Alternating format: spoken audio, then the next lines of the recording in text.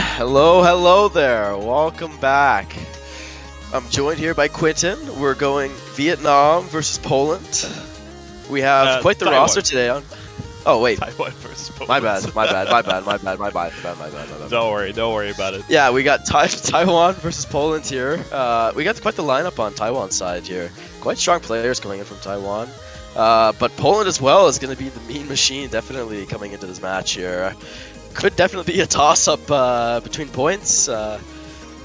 Really hope Poland doesn't do any trolling, perhaps, as mentioned on the Sooty Fruity, but it's going to be a great game.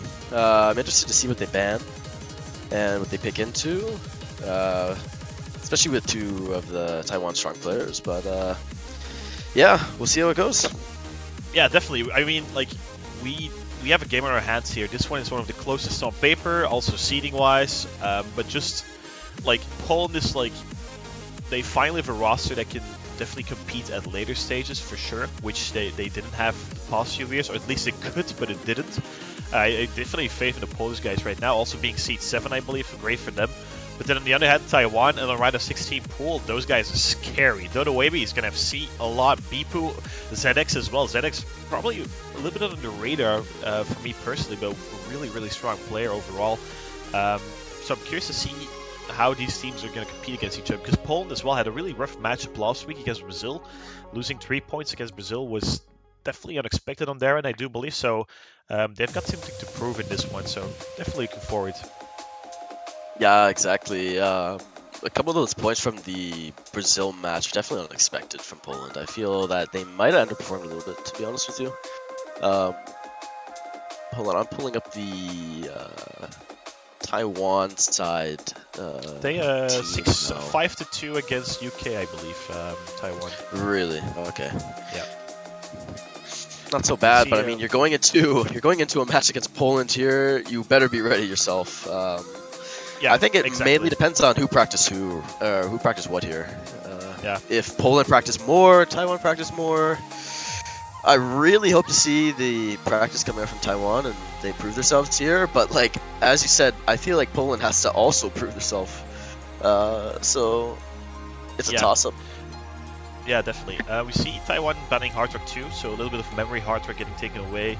Definitely a map that you could see getting banned more often this weekend. Already has been banned as well, I believe. And then Poland taking away Nomad 1. And teams that ban Nomad 1, in my opinion, are teams that are confident. They feel like, yo, Nomad 1 is the easiest map of the pool most of the times. Let's just take it away and let's beat them by raw skill power. And so, like, we see it often, right? Like, top teams like Italy banned it, USA banned it as well, I believe, last week.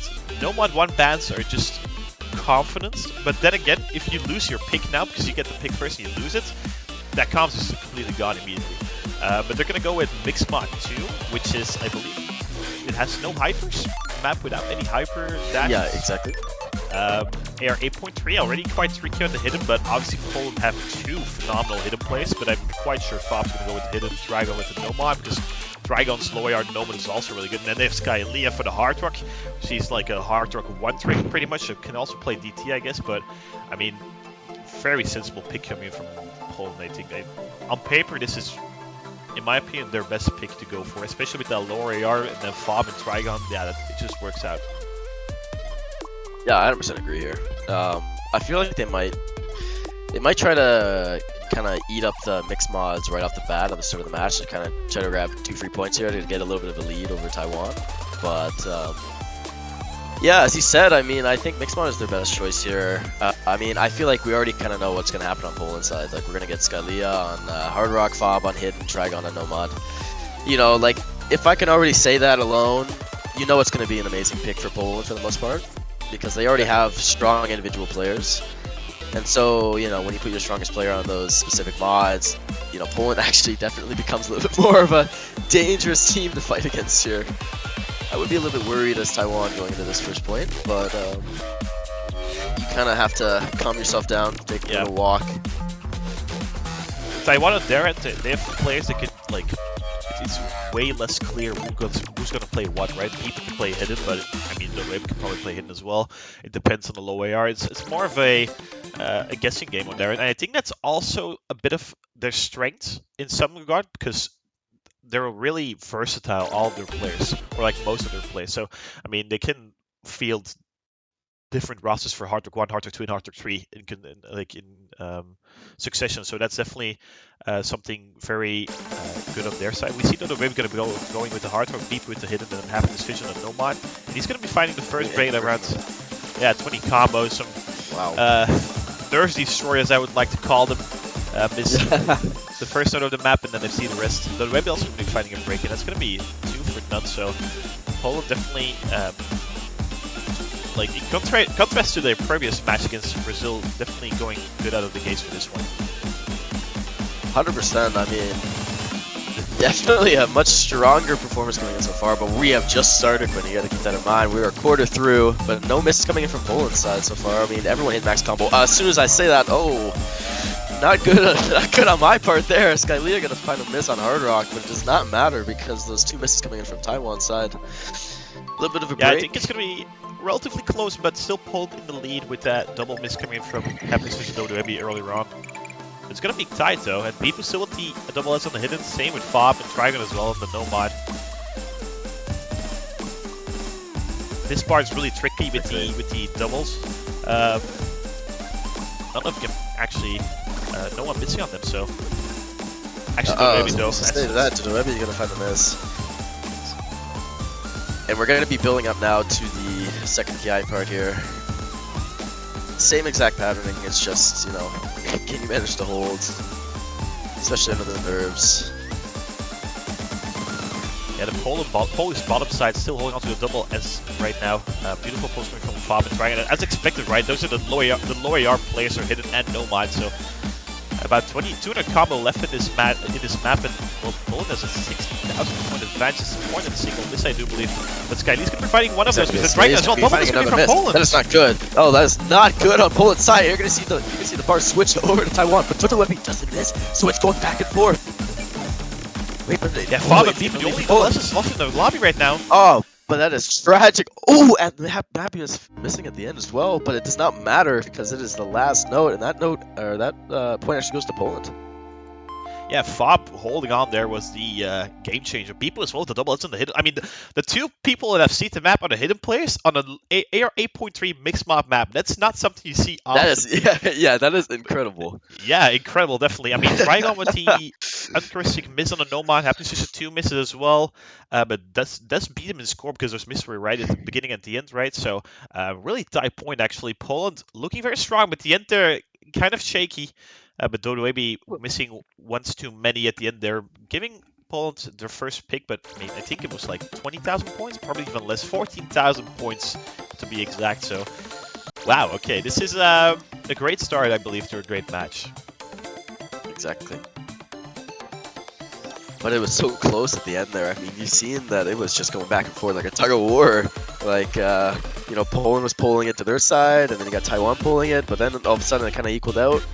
I don't know. I feel like if there was just like, if there's like a second left to that song with an extra 20 combo, it definitely would have went to Taiwan. Yeah. That last miss from Dodoebi there, that was just the deal breaker, sadly. Exactly. Also, just to see that the both hidden players I've seen on such a type of map, I like to see that. But I mean, Fob himself, obviously known for his hidden.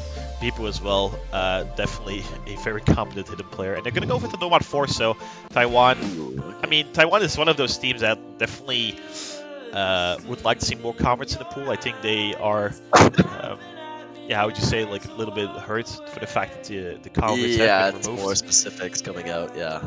Yeah, exactly. So we're going to go for the Say Less map by Rectagon. The map itself, about 850 combo if I'm not mistaken, 2 minutes 20 in length. There's some really tight spacings left and right, so I can see many people getting caught off guard there. But I believe like Spain yesterday had a double SC on it, so if a country like Spain, who are at the lower end of the seedings, can double FC, I can definitely see these teams double FC as well. However, what's really a solid performance from Spain there on that map definitely surprised many people, I believe. Already getting started immediately, so we see Taiwan. Philo and Bomber of Darkness coming in for Fob and Trigon. Somewhat surprisingly, I would have expected Trigon to play this over Philo, but seems not to be the case. Kylie also staying in. I forgot to add that she's also a very competent convert player, so that was somewhat to be expected. Yeah, speaking of which, Philo, I'm actually looking at the leaderboard for Say Less. They actually ended up playing it with score v1, and they one miss at the exact ending, 5 combo away from an FC. So Oh, I don't think it's alright. a bad idea to be putting him in here. Beppu and Dodo as well got an FC on this, so it's more, I think, plays into the nerve factor here because they know that they're competent in doing this, right? It's just, Definitely. you know, can you pull through? Can you do it again is the question, right? Philo gonna be fine the first bit actually. As soon as Oh, we're talking about not that. a good, yeah. About 90 Probably combo, nerves. so not a full match. Yeah, some nerves definitely. First map of the match as well. Though we're gonna finding a miss Yeah, but as as well. we speak of that, yeah, Dodo Webby finding a miss as well, yeah, not good. But it's traded. It's still at the start of the map.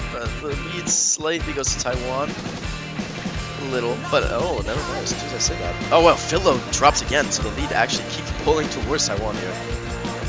Going back and forth as we're speaking. Yeah, Skylia over Dog and Episode Deep still holding on to the FC. So the accuracy drops everyone except for Skylia actually. The only double S left in the lobby. And that's Taiwan cruising away, and Bauer Duck's going to be finding another miss there for the Polish side, and it's going to give Taiwan a sizable lead, actually. Philo struggling a little bit in this middle section right now, and look at that scoreboard loading up, right? It's already about 100,000 points of difference, as Happiness Fish beat all three of them are above 200 combo, and that's doing so much for the Taiwanese side right now. That's what you want for Taiwan, though. Oh, and as soon as we say that, Dodo Webby's going to find the miss, but it's slowly going to start inching back towards Poland here. But no, it does not matter. The bleeding stops for now, as you see Bobber hit a miss here. Yeah, I mean, Philo is still not above 200 combo right now, so Taiwan is still building up a score lead at this point. People and Happiness Yeah, and finding that's another break. Bobber going to be finding Yeah, another only miss. Skylia right now. Oh, and that was those misses are traded though. Not so Yeah, bad, but Dodo Webby's gonna find the miss and Happiness. Oh wow, everyone drops except Philo. Wait, so wait, everyone is missing here again. Bubber, Dr. Skylia, Happiness, Fish, Dodo Webby, the people. But Philo is the only one who holds on there. Manages to hit those edge dashes. Yeah, but Taiwan has a 100,000 point advantage, and they did provide a lot of misses in this Way ending too section late. right here. Yeah, especially like Bobber having a really rough time in the middle as well. Philo having a nice recovery there. People going to be fighting another break. No one above 200 combo for Taiwan, but maps come to an end, and yeah, I mean, it does not matter. 2.645 million, 2.739 are definitely on the lower end of the scores we've seen, and a lot of misses coming from a lot of players. Bobber Doctors with a 30,000 score. Philo also starting in the beginning section there. Really a rough showing coming in from the Polish side. Skylia doing everything she can, actually MVP in the entire lobby, but the Taiwanese team just more consistent overall, right? Higher combos as well, 688 on Beep, 663 on Happiness Fish, and 1-1 scoreline. But I would say a bit of a shaky performance from both teams, actually. Would have expected a bit more. Might just be me. Haven't played it myself in the lobby, so might just be completely different playing it in the lobby, but still. But then again, Taiwan just pulling it across the line, right? 1-1 scoreline. Back to the drawing board. Best of 9 now for both teams. And if each team just keeps on winning their own picks, we get to see the tiebreaker. So a little bit of copium already here, but we'll see how it goes. But if you're Poland, I think that's my bad. Mixed Malt 1, right? I think Mixed Malt 1 is just like an obvious choice here. Even though Mixed Malt 1 is a bit more, how would you say, like standard, as in like more intuitive, more Vanilla, yeah. Yeah, vanilla. Vanilla is it's the right word. Wow, vanilla. Yes, it's vanilla. Mixed Malt 1 is vanilla. Wow, beautiful. It's gonna be Hidden 1 though, actually, and that's a scary pick against a team like Taiwan. I mean, Poland's hidden roster, Fob, Trigon, and probably like Bobber, I think. That's solid, but Taiwan's hidden roster, Bipu, the way we happen is Fish, might even be ZX actually coming in. That's also a solid roster, so I think Hidden 1 is not what I personally would have went for, and probably like Hardwork or TT3, some higher RTT might also be something that can help against a team like Taiwan. But then on the other hand, you have Fob and Trigon. Those guys should probably FC or close to an FC. So curious to see how this one's going to pan out. The map itself is beautiful, though. I really like the map. Oh, I 100% agree, yeah. XCon, I'm surprised XCon actually came in as a mapper. It's really nice to see XCon helping out like that. Yeah, Much love to I XCOM feel wherever he like is. yeah, he was also not on the wiki. I think that they did that with a purpose, obviously, to like not hint upon him being a map. But I think he like his map is really, how would you say, like non-vanilla. It's like completely something we've never seen before, in my opinion. But it just plays well. The song's nice. The patterns are weird, but not too weird for them to be like awkward. So it just fits all of it. So I really like this pick. I really like the map. Don't really like the pick from Poland, but we'll see how that pans out. And we are going to be seeing ZX coming in. Really solid tournament player. Has been up and coming over the past few years. Has shown a really nice snowball scores as well in some of the longer ranked maps. So those like 6.5 star maps that are kind of awkward to play. He has really nice scores in those types of maps. So, but also a really confident hidden player himself.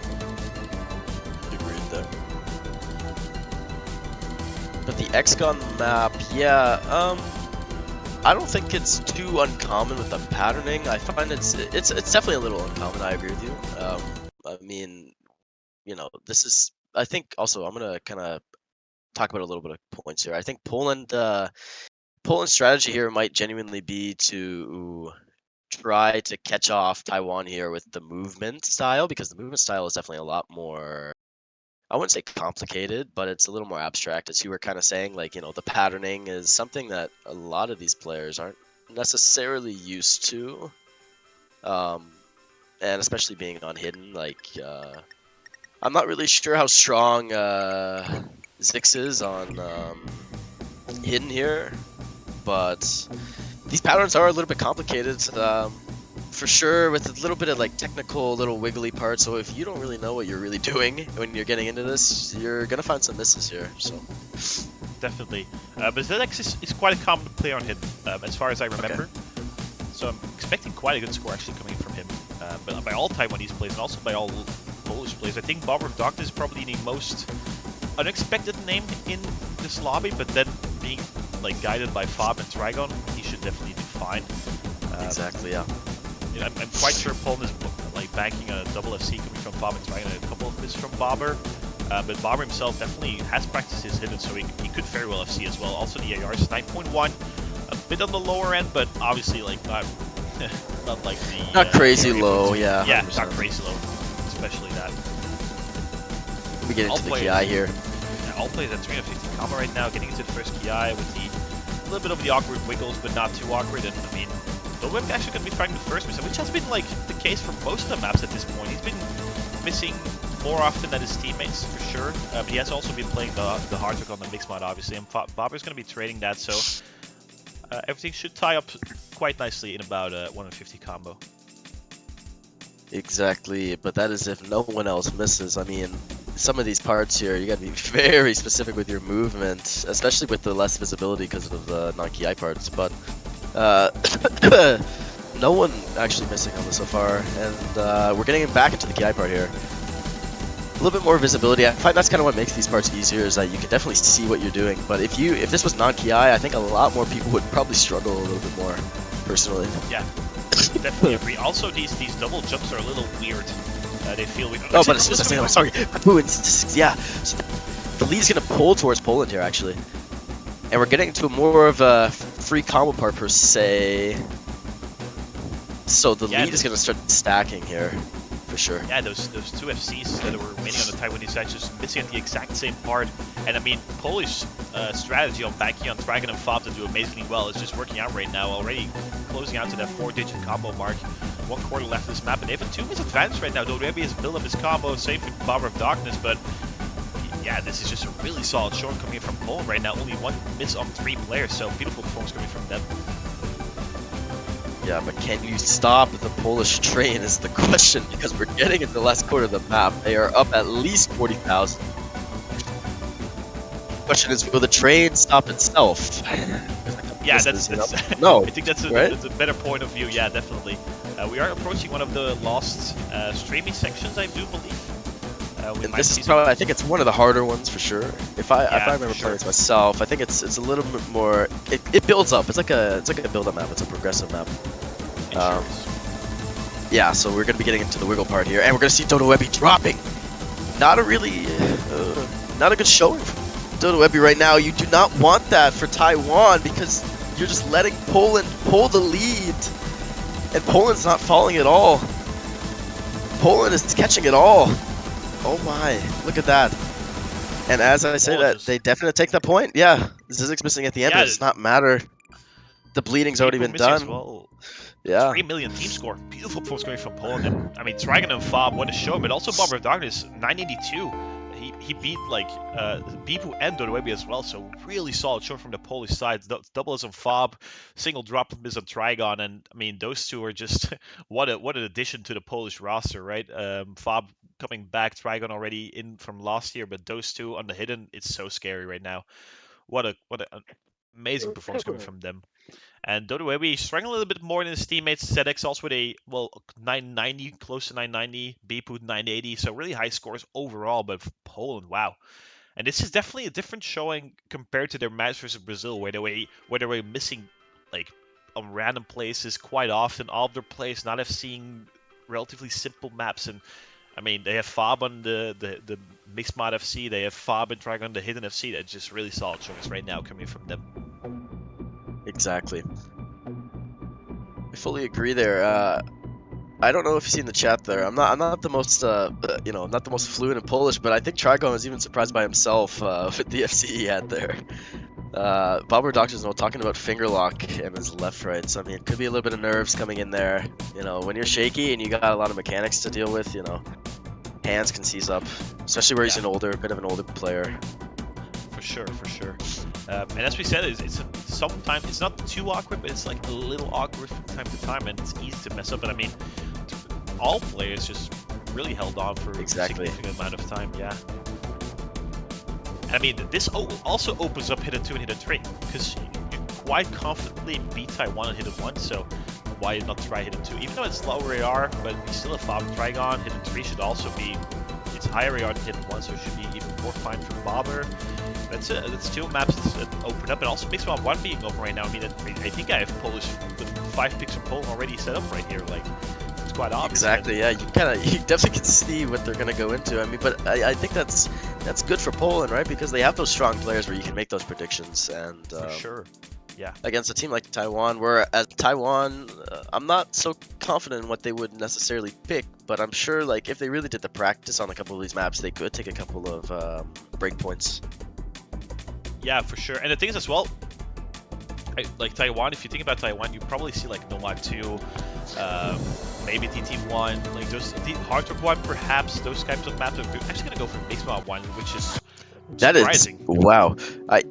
Maybe they're more confident, though. Maybe they are more confident. Maybe they did the practice. But if you were Taiwan here and you see the consequence, what happened picking into Mixed Mod 2, but wait, we can't stop that yet, though, because to be fair, you said this map this map is more vanilla.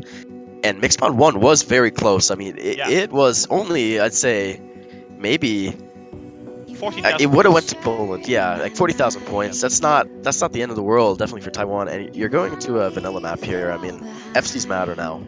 I feel like with Mixed Mod 2, you could have got away with a miss or two, but this map is very plain and, predictable patterning, and, the build-ups are predictable. So maybe they're playing a little bit into nerves here, or it could just be sheer confidence. Like, I don't know. You'll have to see. Yeah, for sure. As well, ZX is probably more confident on something like this than having to show like something like Mixed Mod 2. So the Wavy is currently going to be more confident in this type of hard rock. For the hidden, I mean, there's quite wide spacings here and there, so might trick up Bob or Beef a little bit left and right. But still, I think something like a Nomad 2 might just be a little bit more comfortable for Taiwan. Not too certain if this is the go-to pick, especially because you're looking at Skylia, who plays hard gold pretty much, Bob, who plays hidden gold pretty much, and then Trigon, who plays lower AR, Nomad. Exactly. So, I mean, those are the specialists, right? If you think about Bob, you think about hidden. If you think about Skylia, you think about hard. That's not the case for the Taiwanese players. I mean, they're confident and competent for sure, but still, it's somewhat of a risk in my opinion. We'll see. It might just completely pan out completely differently. Triple FC, triple double S coming from Taiwan, and then 200 misses on Team Poland might as well happen. Yeah, I mean, like, it's not like crazy speculation, right? Like some of these everyone on this game is human, or so I think they are at least. I don't think anyone's doing any sort there's of. a couple motion might just like I don't know. I'm not at least 100% human.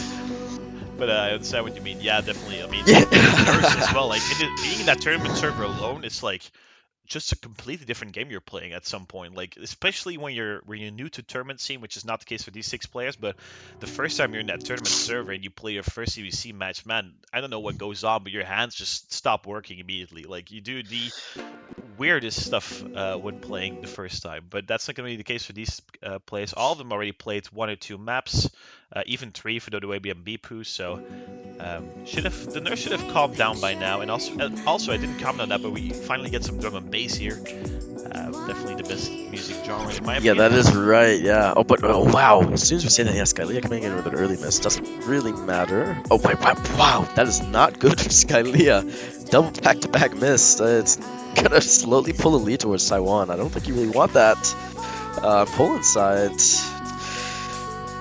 The 1 miss was fine, but then we had the 2nd miss. It was in short succession, but regardless, going to be putting a little lead towards Taiwan here at the very start. Yeah, I think those 2 early misses already like account for a full miss off the 2 combo for Team Taiwan. There it is actually from ZX. It does not matter actually because it might just die up things quite nicely, but Sky definitely had some issues getting into this map. And I mean, the space is a little wide, especially in the hard. Actually, it's going to be Poland taking up the lead, so that was less than a single miss. But Sky actually but Scalia is struggling right now. It's definitely not looking good for Scalia. Little less confidence, and then you look over at Dodoebi, and Dodoebi is holding himself together here. For sure. Also, the 2 hidden players still holding on to the double S as well, in comparison to the Mixmod 2, the exact same performance coming from both of them. Trigon did miss quite a few droplets there. Quite a few droplets, yeah. Yeah, 99% accuracy. It's going to tank the score like a little bit, but given the miss from Skyly and ZX, it shouldn't matter in the end, I do believe. But still, and actually Taiwan has built up quite a sizable advance by about 30,000 points, still holding on to 2 double S's on their end. 1 miss coming from the Nomad player, which is also somewhat uncharacteristic, right? Nomad should most of the times be the easiest mod, but especially the maps like this. Yeah, slip-ups happen, and it plays a little bit awkwardly left and right, so...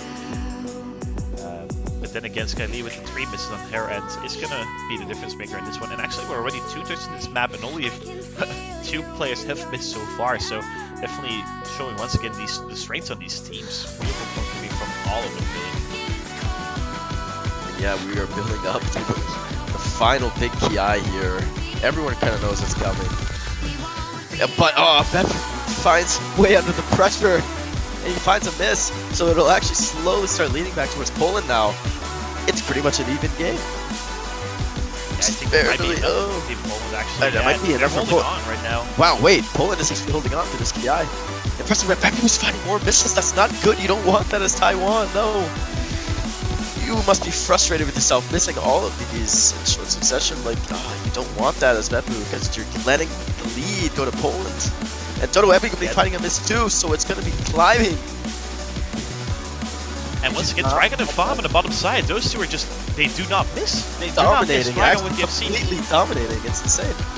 Definitely, and this is why Mixmod 1 is a weird pick against a team with Dragon, Farm, and Skylia on those specialist roles, right? So, I mean, Skylia provided 4 misses in the beginning and the middle section, but Farm and Dragon, they're not letting you win right now, right? And people with 8 misses in the ending section, a little difficult there. Missed one of those streams, ZX with the unfortunate slip-up at Dodoebi at the end as well. I mean, overall, Taiwan's team score is not a bad team score at all, but you're looking at a team with Fab and Trigon, like, I really dislike this pick, and I think it completely backfired for Team Taiwan. And Poland 1 up. They've built themselves a buffer with a breakpoint right now, 2-point advantage. It's their pick as well.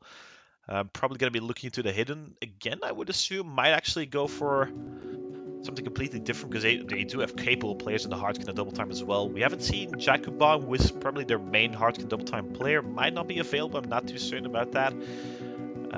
Even though the maps we've seen so far aren't really Jakku maps, I would say. So might just be the case. But then again, Fab and Trigon are completely destroying this lobby at this point. Fab is 3 FCs out of 4 right now.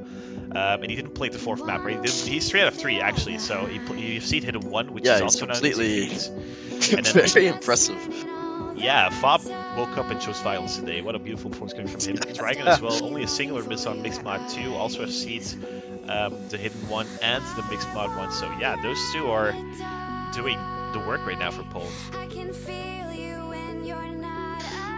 Agreed, and I kind of just want to add on, Yakuban did not show up today. I'm looking back at who got pulled in, and he did not show up in this. So it could be personal reasons, could be...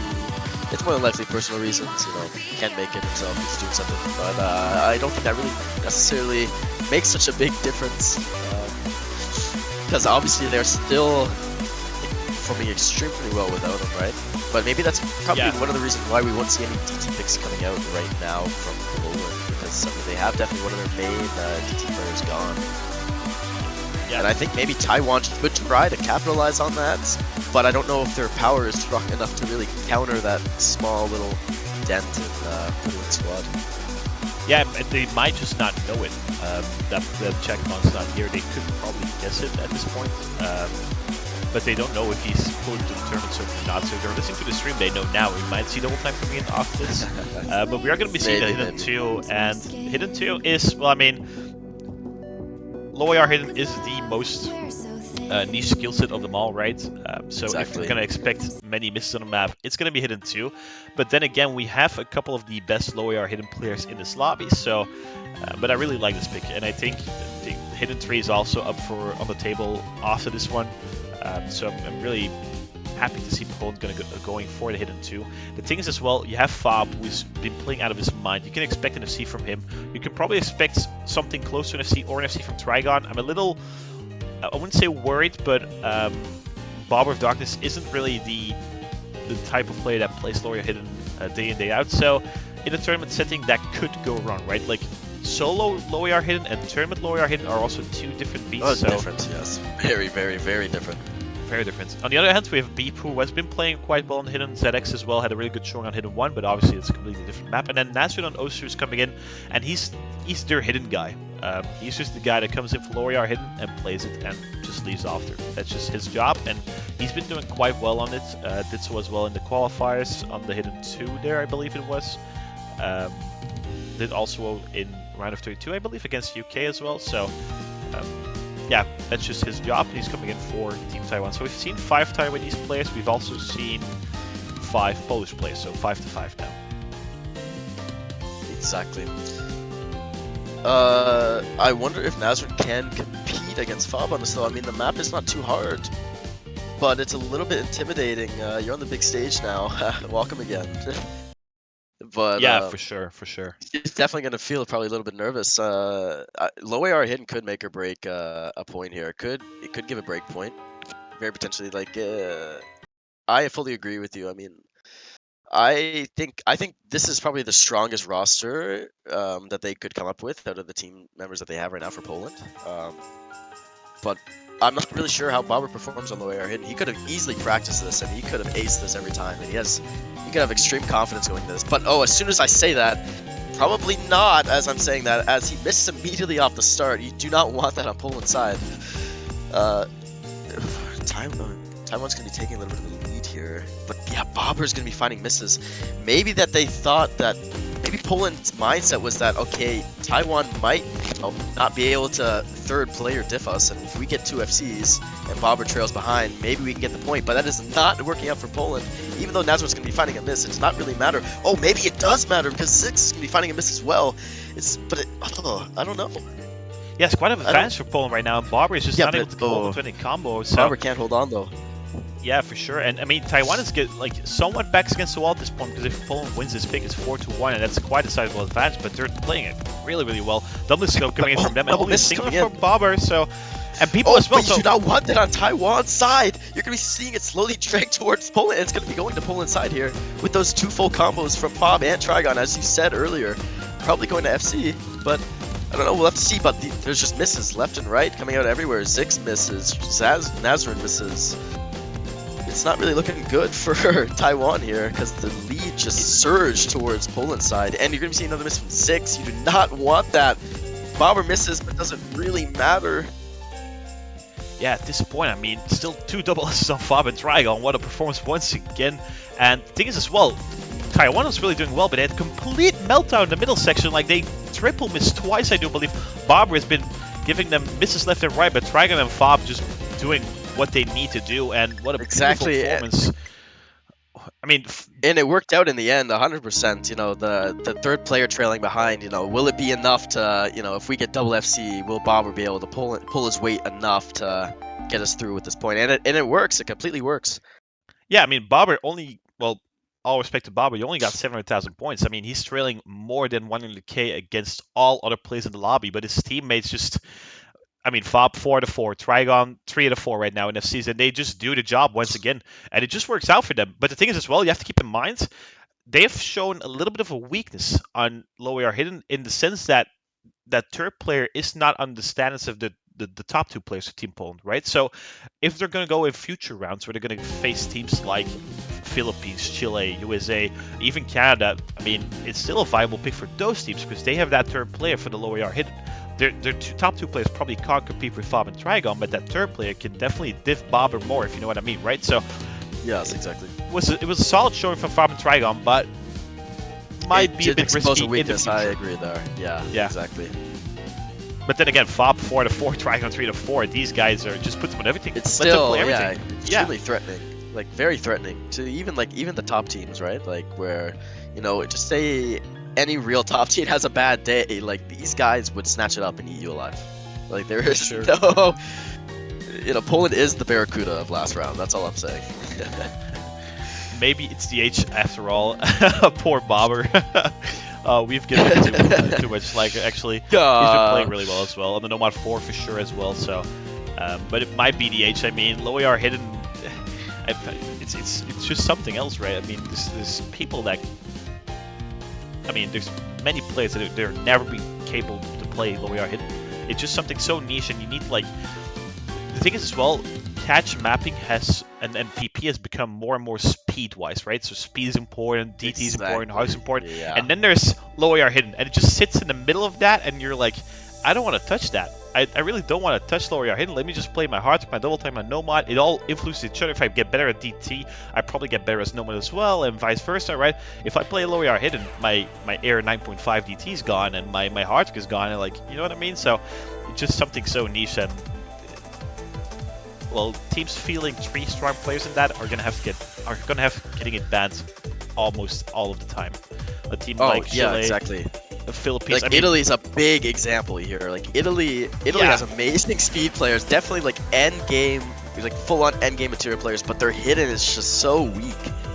Like obviously no guilt to them. Like they are all amazing players and they're very threatening. But like you actually look at their hidden lineup and you realize that, you know, that is definitely their biggest weakness by far.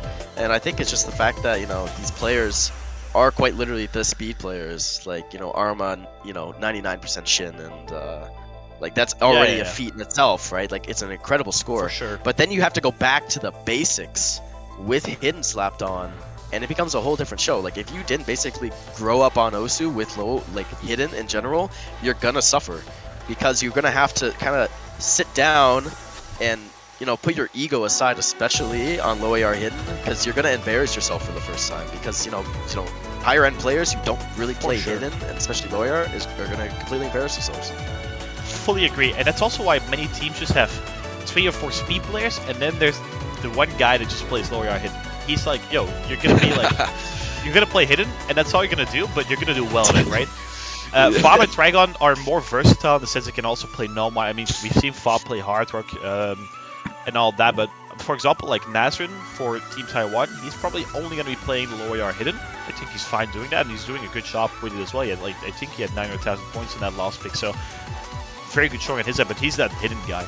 And as we were speaking, they did pick Nomad 2 Taiwan, so they did listen to the stream that we think Nomad 2 might be a better pick. They didn't go for the double climb though, so might also fear it a little bit. Might be just their pure comms. I don't know if you'd want to listen to the casters here, but maybe it is a viable strategy to listen into the casters. You know, maybe doing a little bit of research on their own, especially you. But we are going to be getting into more of a triple FC territory map here. I honestly think we can see a triple FC coming out from Poland. It's just, can Taiwan do the same thing? I mean, and hold the ZX nerves is together. this is his specialty. This is something he can definitely FC, I do believe. As we see, probably a disconnect coming in from one of the Polish Yeah, players. exactly. We might see Not good. Fob. yeah, we might see a It was reset Fob? there. Yeah, I think it was Fob. Not sure who the third player was actually on Team Poland. Probably Fob, but we probably will be seeing a reset, I do believe.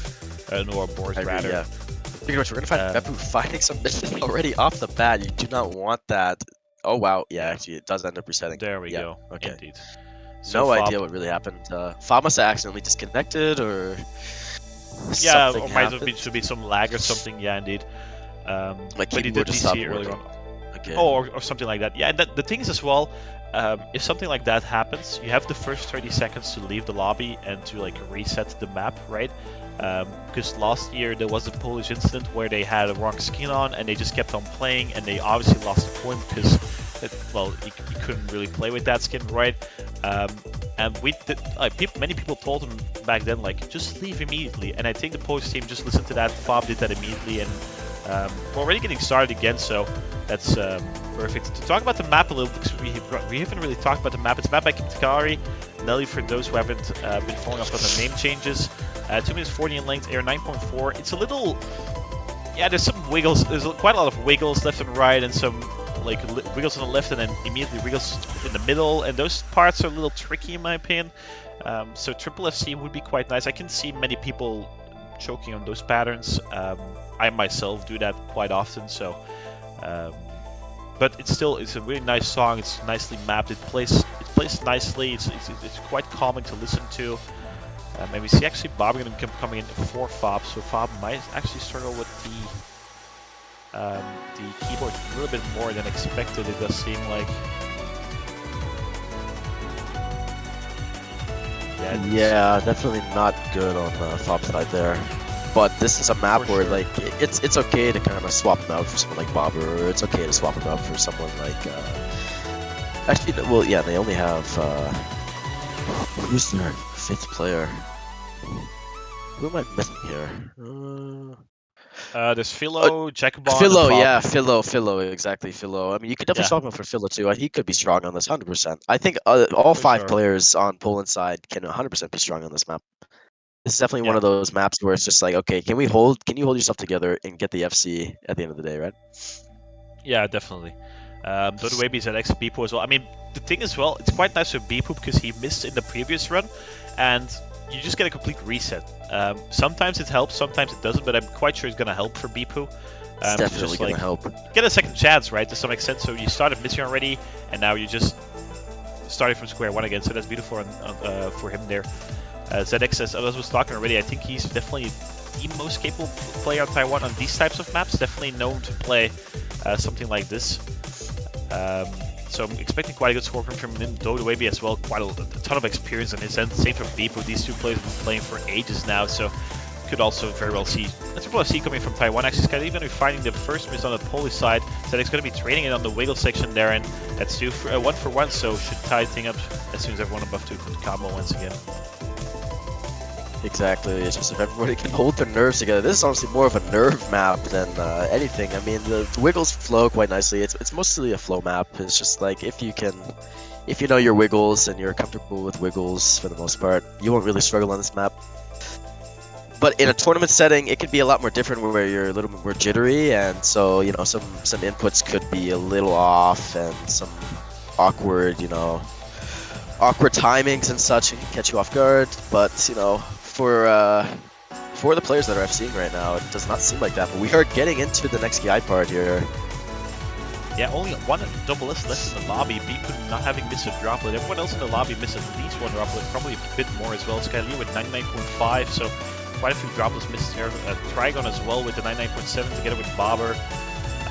But still a Polish advance ever so slightly, really. But Bobber going to be fighting a miss there. And actually, as soon as I say that, Taiwan is going to That is get not into the good. lead. Taiwan's going to be, building a slight lead here. That's definitely what you do not want on this slow little combo build-up part, yeah. So Taiwan is going to start slowly eating up these fruits and building a little bit more of a lead. Not what you really want on Poland's side here. But the map is not over, and we've seen misses come up from Taiwan. As soon as you say that, Dodo Webby is going to fall. And so it's going to slowly pull towards Poland. If they can just hold on now. Trigon finds a miss. and so it doesn't matter. And so Taiwan is going to keep their lead if they could just hold on. It's all about if they can just hold on. Yeah, match come to an end. It's come to an end. They just have to hold on for like 50 or 100 combo more, and they have the point in the back. Beepus with the FC, Bobber, and Trigon actually going to be Trigon do not want to miss there. That is so bad for Trigon, and Taiwan definitely takes this point. Yeah, and Beepu only has seen the lobby. Taiwan there. Performance Wow. coming in from a Taiwanese captain there. Beepu really 2.945 million together, and Beepu with the very nice FC ZXPT recovery as well. And Trigon had a really weird miss in the middle section there. He just stood still. Like, he missed something and he stood still and he missed 5 notes in a row or 4 notes in a row. It was really weird. And Taiwan not only continuing, we have 3 streaks, so it's 3 out of 5 now. And Beepu showing up when Taiwan need him, 4-2, and it's a really nice point for Taiwan because, I mean, obviously if you lose this one 5-1, 5 match points for Poland, 3 of their own picks as well, 2 of their own picks, so that's a dire situation, but they've saved that for now, but they're still trailing behind 2 points. Poland pick next. I think we all know it's going to be Hidden 3, right? Probably more than likely, yes. Except if Fab's keyboard issues keep being present though, so that might change the game plan for Team Poland. We still haven't seen hard, we still haven't seen double time, no speed yet. It's all been quite relatively slow, calm maps, right? The Hidden 1 is probably it's not really speed either. It's more of a consistency test. Nomad 2, not really speedy as well. Yeah, these teams just do not want to test speed, but they have to at some point, I do believe, because only Hidden 3 and Nomad 3 left. If both teams win their own pick, we at least see a hardcore double time map. I'm predicting we could definitely see Hard Rock 3 coming out as well, you know, with the little bit of control, you know, like this map was kind of like the warm-up into Hard Rock 3 for sure. Like, you know, if we take Hidden 1 had the little build-up of wiggles, and then Nomad 2 kind of build onto that a little bit more with the wiggles, and then Hard Rock 3 is straight up wiggle paradise. So, you know, if either team's a fan of wiggles here, I would go and try to maybe jump into Hard Rock 3 compared to any other pick, really. Yeah. But you can see people in the chat talking about Hard Rock and DT. So they are definitely debating it for sure. Yeah, the thing is as well, Taiwan just won Nomad 2, which is the wiggle map, so might be some strength there. It's spicing things up right now, because Poland, realistically speaking, they have one good pick left in this pool, right? Hidden 3 is probably their go-to pick, because Taiwan won both Nomads. Nomad 3 is weird, but probably favors Taiwan, I would say, on paper, but not that clear-cut, I would say. But then again, there's one pick for Poland right now, and then where do you go? You haven't touched hard rock, you haven't touched double time, you're probably lacking Jack and Bonds. You have one of your other players that have to fill his shoes, and it's a tricky situation for Team Poland, actually. Yeah, you do not want this as Team Poland. I don't know if you also realize yourself, Trigon said that was his first misses on the map, and he said, I don't know if I clicked or if it was a keyboard issue, so it seems like Poland is having a lot of keyboard issues all of a sudden. Not what you want, especially when you're up 2 points against Taiwan, and there's a timeout slowly ticking away, but will it be enough time for them to actually end up, you know, fixing these keyboard issues? Because sometimes these keyboard issues could take straight up an hour. Like, you do not want that, especially Fob being one of the stronger players of this match, and having to jump out, and Poland ended up losing the point. That is not good whatsoever. So, yeah, the thing is as well, Fob has seen everything he's played, so having to replace Fob on Nomad 2 drastically lowered Poland's chances on that Nomad 2. If you like put in Fob for Bobber, and Fob FCs it, I think they win the point, or it's way closer. So yeah, as you said, we really have to hope for Team Poland to resolve these keyboard issues, or it's getting worse and worse. Even though they're 4-2 up, like they're in the winning position right now, but all of these things combined is making it less and less likely for Poland to be able to still find 2 more points in this pool. And it's going to be Hidden 3, exactly. So I'm assuming Fob did resolve the issues, and then, well, Fob, Trigon, Bobber is clear-cut on the Polish side. Probably going to be ZX, Dodwavy, and Beepu on Taiwan, because the AR is a little bit higher, so that's why Dodwavy's going to be playing instead of Nazrin. And I mean, all the players are already in the lobby, so I think, well, there we go. Exactly. Seems like Fob did fix his issues after, thankfully. I mean, that would be a tragedy if, you know, mid-tournament match, your keyboard just malfunctions. Like, you do not want that.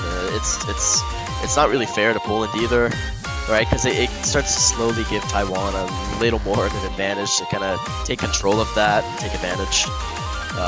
But we do not see that, or at least I hope it doesn't happen again mid-match. That would be tragic. Anyways, yeah, we're seeing hint 3. I don't know if you play this map yourself. This map, I would say, is too hard itself. You get a couple misses here. There's a little bit of burst parts here. Yoshi Green is one of those players who really likes standing still on wiggles, and so I feel like he took a little bit of inspiration there. You can stand still on every single small little burst, but personally, I find it's more consistent if you wiggle it. But for the it's scary. It's scary to stand still, right? Like wiggling, you keep in the flow. You remain in the flow while standing still. It feels a little bit more weird. Yeah, this map more itself. Precision, definitely for sure. Yeah, for sure. The thing is as well, this map is more forgiving for non-hidden players. 100%. The AR definitely makes a big difference. Yeah, and I think that's why this is definitely more of a bobber map in comparison to the hidden 2. So this is why I think this is.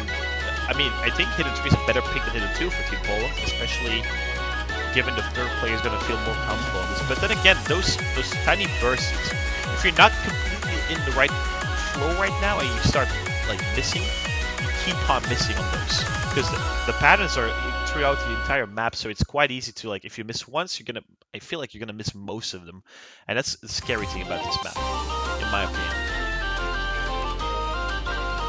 But there we go, all players are ready to go. Both teams fielding their predicted rosters. The last hidden pick left in the entire pool.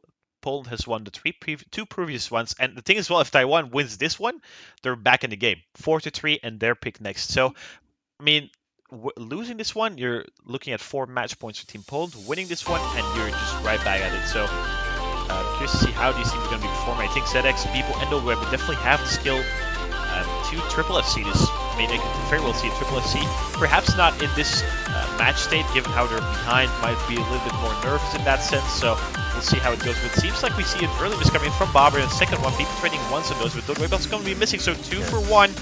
Taiwan is in the lead right now, but Dodoebi, I noticed he's standing still on the small little burst wiggle parts, so that could lead to a little bit of an inconsistency in this movement. We could see more misses over there. But yeah, we see a trade coming in from Taiwan and Poland here, but as we're only a foot away through the map, doesn't really matter. We're going to be getting to a Ki part right after the break. Yeah, people are going to be finding out about this though, and that's going to give Poland quite a sizable advantage. Bobber has built up his combo, 200 counting right now. Fob and Try going to do everything they can right now, and though we're going to be missing, Bobber going to be trading, but that's still advantage Poland. That's about 50,000 points. I think it's more than a single miss, and you have to like bank on Trigon or Fob missing, and it hasn't been very likely that hidden pool, right? They've seen both maps, I do believe. So, well, yeah, another great situation to be in for Taiwan. I mean, ZX is doing everything he can right now. So the FC together with Bob and Trigon, but People and Dodo are just a little bit more than his teammate. Exactly. But I think we're finding evidence as well. We do not want that on Taiwan's side. I mean, it's just going to be pulling towards Poland, no pun intended, really. But Trigon will be fighting this as well. It's not really effective in pulling it towards Taiwan's side. We're getting to the end of the map. I can confidently say that at this point, will definitely. Will it go? Will it? Oh, maybe that was not. A risky statement. Maybe a little bit risky on my behalf. I did not think that would happen personally. But yeah. Oh, whoa. Oh, wow. Mr. Fob, actually. Wow. Okay, that is, yeah. I had to kind of hold my words there. I didn't really want to upset anybody from any team there. That was very close. They almost, yeah. That's 9,000 points separating, but that thing is as well, that's 9,000 points in difference between a 5-2 or a 4-3, and I mean, this is a very vital point for Team Poland. Fob going to be finding his first miss of the entire match. Right at the ending there, I believe like 4 or 5 combo left before the FC. Oh, actually, never mind. 23 combo left because there were the big droplets there. So that's actually going to be finding the only FC in the lobby with his teammate Dodoebi with a... Wow, actually, Bipu has 3 misses, but that's less score than Dodoebi, who has 14 misses. That's the most unfortunate timings for Bipu to miss on, and that's the difference maker between a 5-2 and a 4-3. So very unfortunate for Team Taiwan there. Darren's pick next. There's still Nomad 3 available. They can also go for double time. Quite curious to see how it's going to be, where they want to take this. Because, right, I mean, Poland has 4 match points, so they can win on any of the upcoming 4 picks and take the match, take the win home. So exactly. And we're still going to be seeing a miss. We're going to be seeing Nomad 3 coming out here actually. I'm surprised Poland didn't actually pick into this before. I mean, you know, considering they have to support their fellow Polish mapper here. I'm surprised they didn't pick this earlier. But to be fair, the map is a little more. It's a lot more of a precision map. You kind of have to watch your step on a couple of these patterns. So if you're not really careful and you're not that confident in yourself, you're gonna find yourself missing on a lot of these. yeah, for sure. And in my opinion, one of the hardest picks in the entire pool, just because of how unconventional it is. Also, Air 8.7 added on top of that. It's not an easy map. But then again, Team Poland can field Fab and Dragon for the lower yard Nomad as well, making it quite versatile with the hidden Nomad. So that looks very promising on there. This guy Leah actually is a surprising turret in my opinion. Didn't really know she was capable of playing Air 8.7 Nomad, but apparently she is, so that's a nice addition to the Polish roster. On the other hand, Taiwan, I'm quite sure it's going to be the same. ZX, WAB, and BP for them. They have less of a, how would you say, they have less of a versatile roster in the sense that they can't really put in that many players, right? Nazrin is their hidden guy, and then the 6th person, I think Pogdan or something, hasn't really, or probably his skill of it's not up to par with his teammates, so they have only BP, WAB, and ZX, and Happiness Fish, but then Happiness Fish is more of a cover player, if I'm not mistaken, so they're kind of stuck with these 3 for most of the maps, and that might also be a burden on them for at least a tiny bit. Exactly. 100% agree there. Yeah, Taiwan backs against the wall, 5-2. Losing this map is losing this match. Might add some additional pressure on this. ZX actually coming up from a high though, winning, seeing that hidden 3. Sadly, I mean, 9,000 points is basically nothing. 9,000 points is actually basically... If the map was 20 or 30 combo longer, Taiwan would have won, I think, because Fob just had missed. Oh, 100%. So, yeah, that's once again Taiwan just sadly the short end of the stick, right? Yeah, it's tragic, and we've seen it happen on Mixmod 1 as well, where just like, you know, there's just players that just suddenly miss at the ending, and we're just like, wow, imagine if there's like 30 or 40 extra combo at the end of the map. But I do genuinely think that, yeah, that point would have 100% went to Taiwan, and that was a very crucial point for both teams. It would have allowed the bleeding to temporarily stop for Taiwan there, but now just there's a lot more blood on Taiwan here. I don't know, they're definitely bleeding out a lot more. You do not want to lose that point, and it's tragic to see, but in the end, you know, the song length is the song length, right? Like, you can't artificially extend that by any means, and so yeah, they will indeed stick the point as is. Doesn't matter, right? Yeah, indeed, yeah. 5-2 scoreline once again. Fob, Dragon, Skyly are going to be trying to win that 6-point 14 ball, trying to break Taiwan the second time this match. Taiwan, well, yeah, I mean, they have only one job right now: win this point and keep their winning brackets dreams alive. The winner of this match is going to be playing South Korea, I do believe. So, not an easy matchup next week either. Wow. But then again, you still have the winning bracket then, so... yeah, I think a crucial win for either team. Definitely looking at the potential position placement in the ending stage of the tournament. Staying in the winning brackets is probably better for. Oh, I mean, obviously better for both teams here. Slight spinner advantage for Team Taiwan there. Yeah, for sure. Slight spinner advantage for Team Taiwan there. Which has been the case on most of the maps, actually. The way finding a first miss there. I've had commented on Taiwan's spinning skills, but I've noticed that they have won more of the spinners than Team Poland. But then again, they already have a Hold on, this does not matter. Triple miss coming out from Taiwan, you don't want that at all. Definitely. Even if it's the start of the map, and it's not a good start. Not promising at all. It's 3 minutes in length, though. It's a quite lengthy map. plenty of room for Team Poland to find misses. But look at that scoreboard. That's 1,000 points in difference. The next one, we finding another miss there. So, yeah, Team Poland just cruising right now. Scalia as well. Actually, as soon as I say a double miss coming from Team Poland. Oh, yeah. And another miss coming from Scalia as well. Ooh. But yeah, as you said, they have like a 40k lead, and so... Yeah, exactly. One misadvantage, I think, for Team Poland there. One or 1.5 misadvantage. WW has built up his combo quite nicely to get it with Bipu. Trigon, you only have C left in the lobby. The trade coming from WW and Skylee, but that should still... yeah, it just remains tight, obviously giving a trade. And we're halfway into this pick end. Skylee getting more misses, actually. Yeah. Definitely not too confident on this one. There. And she's opening up the door for Team Taiwan, and they're actually taking this opportunity, building up the score, and it's getting really, really close there. But we are getting into a little bit of a harder part. You can definitely see misses coming in here, and we're going to see a miss from Zix here, and Dodo Webby. You do not want that for Taiwan. You're letting that door shut.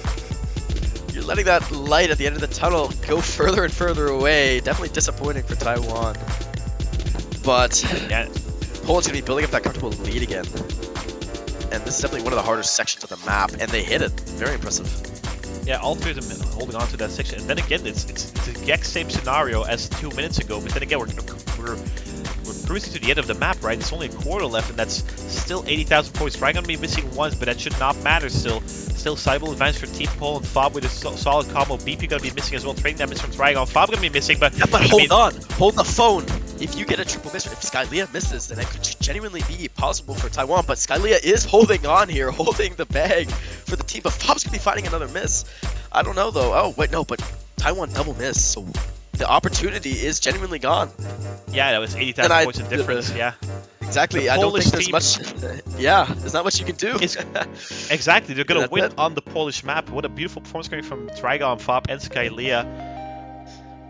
And Team Taiwan, yeah, they had just a bit too, obviously too many misses, but still a really solid show coming from Team Taiwan. Poland winning it when, at the crucial moments, I would say. They had some really crucial points where they held on to combo, and that's why they're at a 6-2 and not a 4-4 right now. So really solid show coming from Team Poland. They're going to be facing Team South Korea next week, and then Team Taiwan are going to be dropping down to the loser bracket.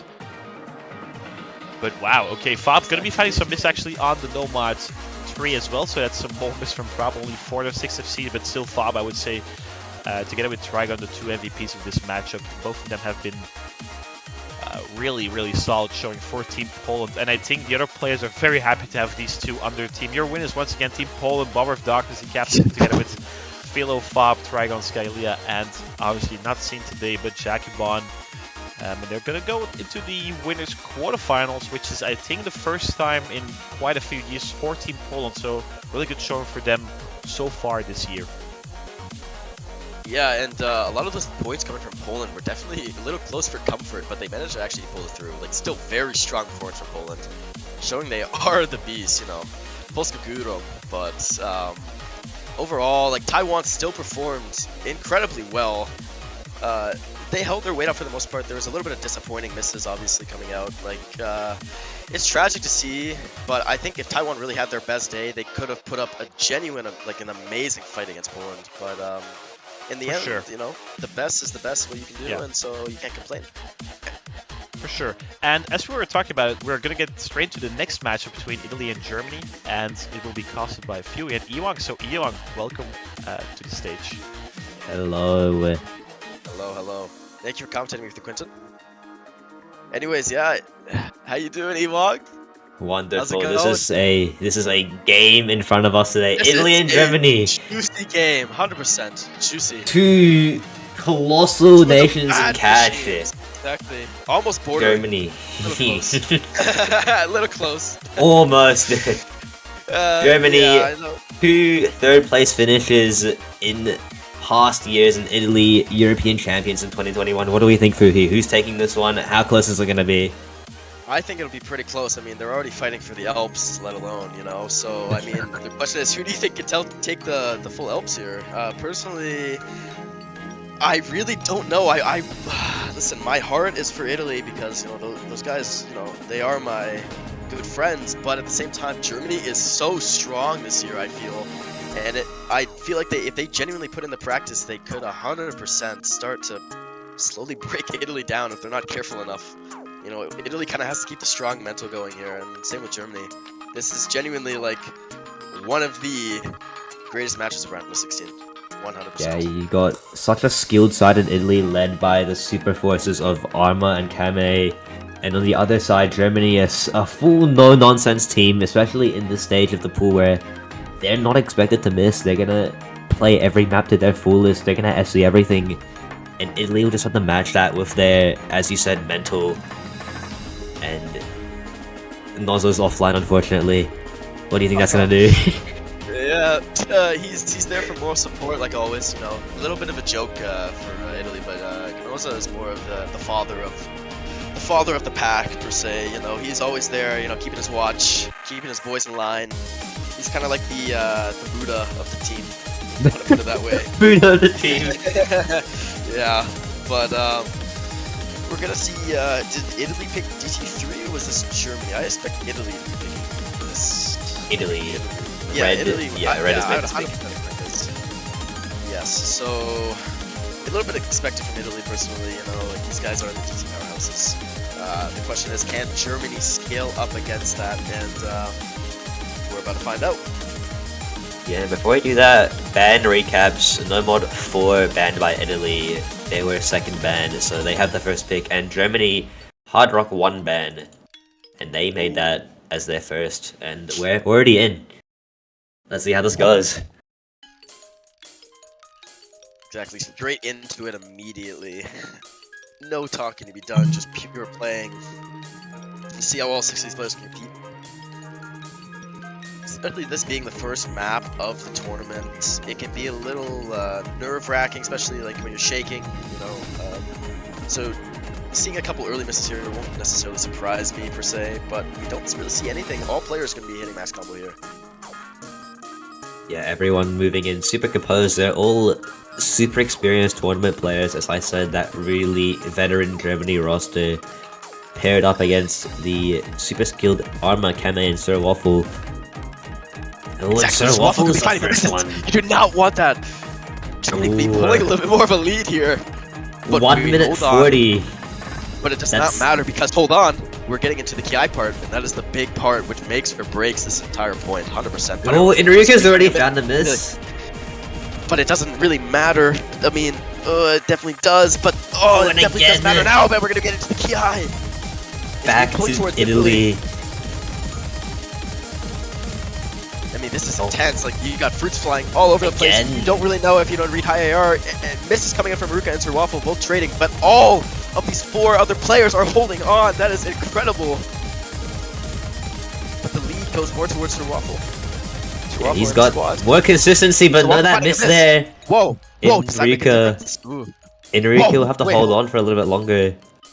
Just maybe, But, it's creeping. It's I creeping don't know, towards the it's German creeping, it's side. creeping, but will it be enough? Oh, and it is not enough. 3,000 points. As we said, these are 2 powerhouse teams, and we could genuinely see this Oh. on the next 5 or 6 maps.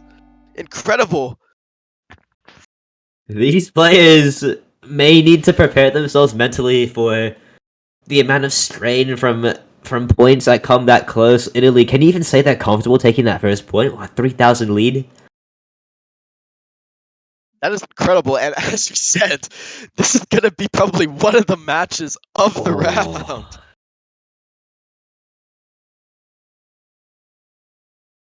3,000 point lead. Both teams are definitely on the edge of their seat there. You have to be shocked, all players. That's very incredible performances coming out from, you know, expected Arma Kame, you know, the DT squad, but as well as Germany, Node Kuroi and Marvmello. Incredible players in itself. Quick to make that hidden pick. Germany, no nonsense going there. And they're already kind of trying to manipulate a little bit of Italy's weakness. I don't know, Elon, you weren't here when me and Quinta were talking about it, but we were talking about low AR hidden and with like top players, and a lot of top players struggle with low AR hidden. A lot of players, and it's like if you don't really grow up on Osu playing the hidden at the start, you're gonna really struggle because a lot of these players now are speed players. Like in this match right now, there's a lot of speed players, and Italy is composed of mostly speed players, and so Germany's definitely they know their weakness for sure, and I think they're going to try to take a quick point from Italy here, unless Italy Yeah. can show up and really prove themselves with their hidden. Because I do know that Kame and Arma, they have tried to get the hidden in the past to kind of break the flow of their weakness, but I don't know if it's necessarily enough against a team like Germany. Yeah, and speaking on that point of growing up with hidden, I think Germany definitely does have the roster to cover that. You see Ganoshi and Loom coming in. They 100%. are definitely players that can play that. And back onto Armor and Kame, they can be viewed as jacks of all trades. They are capable, but just there is that difference between them and players who really know how to play hidden. They are speed oriented, but at this stage we still can't see anything. It could be as close as it was last time. Sakalin coming in, going to cover that third and be the one who is probably the most confident of the lot going into the hidden pick. 100%. Kame and Arma, they are staying in. Their performance, it can make or break the entire point. I don't know, like it's a little inconsistent from them. Whereas, I assume Sakalin is a lot more consistent on lower hidden pick like this. Ginoshi and Loom,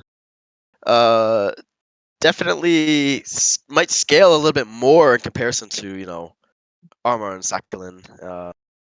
In comparison, no Kuroi as well. Not a big fan of Loyar Hidden personally, but he might show up here and help Germany take this point from Italy as we start in.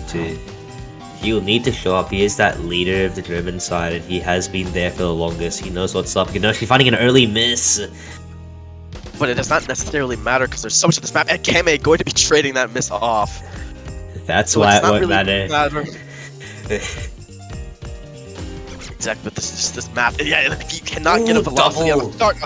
Armor and Kame are going to be fighting a miss. You do not want that on Italy's side. And another one! Kame, Nokoi, and Loom all missing on the same spot. So it does not necessarily matter. The lead is going to be pulling towards Italy here. Sakalin holding consistent for his Italian boys here. You want that on that side. He's the only full FC left, and we're not even halfway through the map.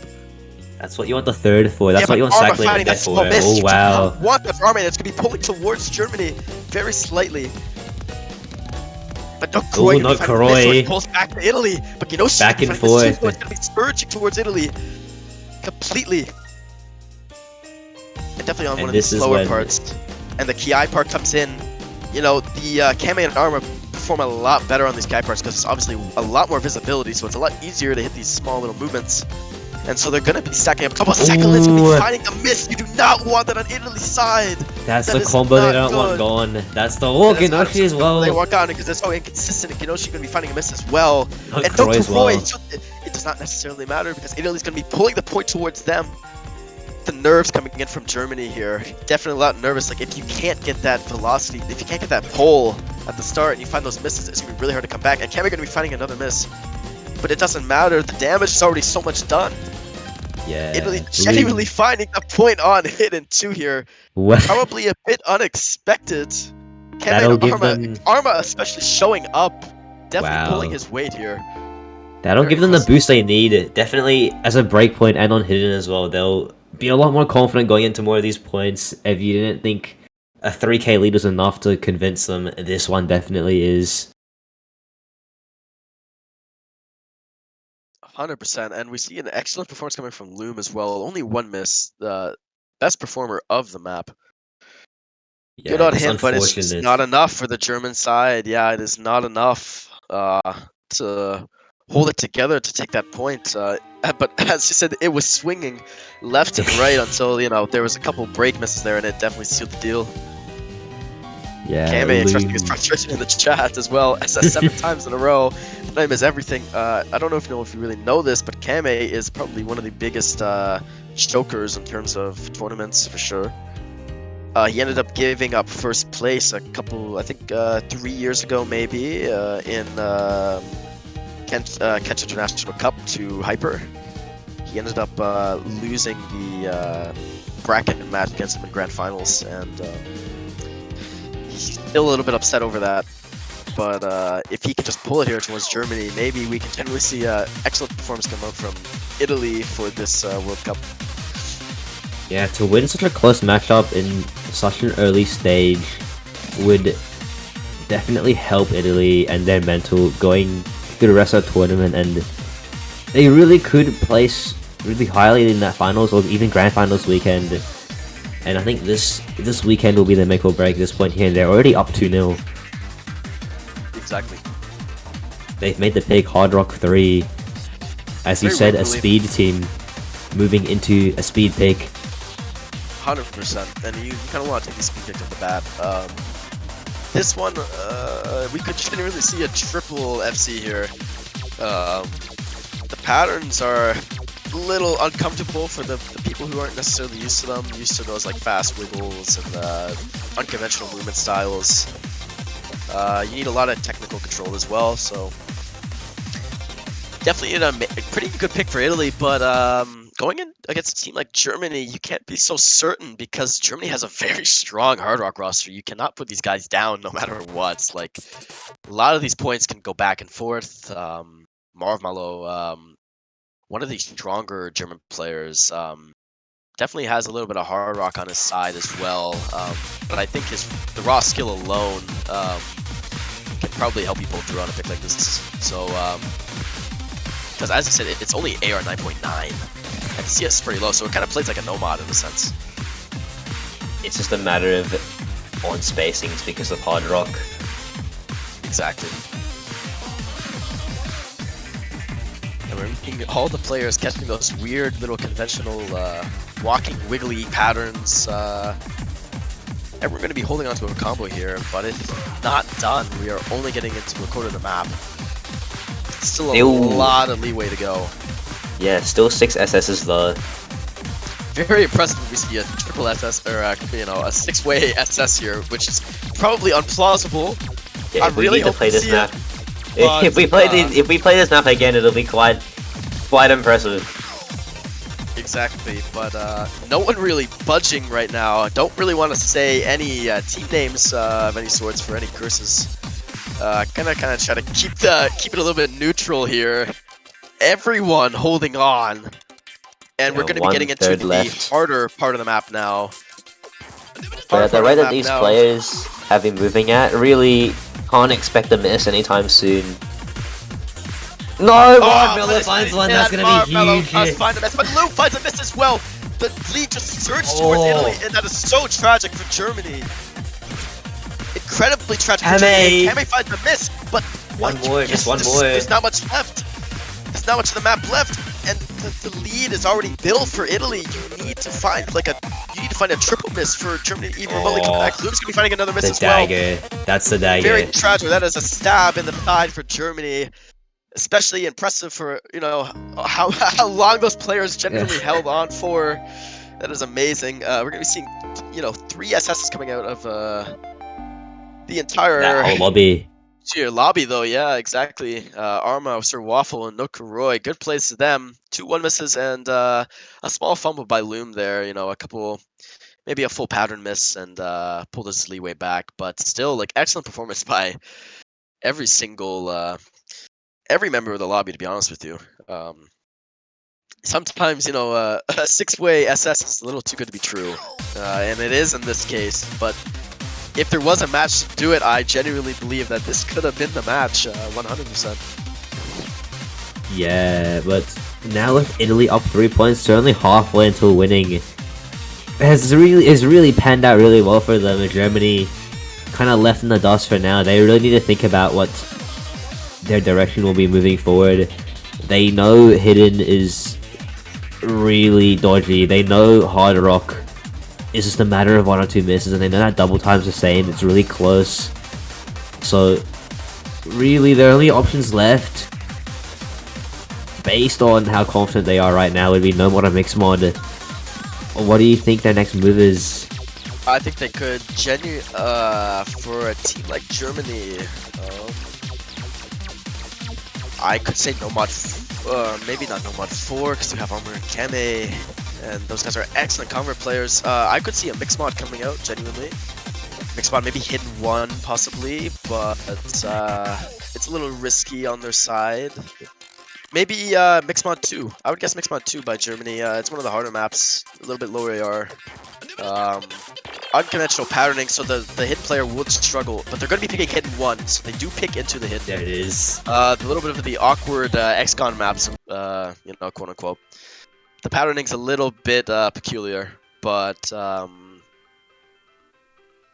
and Kame and probably Sakhalin as well should be a little more comfortable on this because it is a higher AR hidden. Yeah, expect Sakhalin to come back in, the top performer from the last lobby, behind Loom, who this time will need to hope that Nokoroi and Marvmello can hold up and help this team score up a little bit. Exactly. And it's not quite over for Germany yet, so they cannot afford to lose the mental. If you mental boom now, it is not good on German side because they are still like fantastic players. They just need to pull themselves together, and we've seen it happen. I mean, on the first map, DT3, we were seeing a lot of back and forth. Only a 3K difference there, especially on Italy's points. So it shows that, you know, Germany still isn't to be messed with per se, and picking into hidden 1, they want to be ready as a team as a whole, especially mentally. You can't go into this feeling unconfident because Italy just took 3 points from you. It's very heart-shattering, but you gotta remember that it is not over. There's still another 3 points to go for Italy to even take the crown in the first place, and there are plenty of maps to be played. Oh wait, Arma's on the wrong map? He was, but should be fixed now. There it is. Should be fixed. Yeah, there we go. Yeah, these points were close. Double time was a matter of 5,000 points. And just a few misses, so even a shift in mentality from the German players could find them winning points they wouldn't think they'd be winning.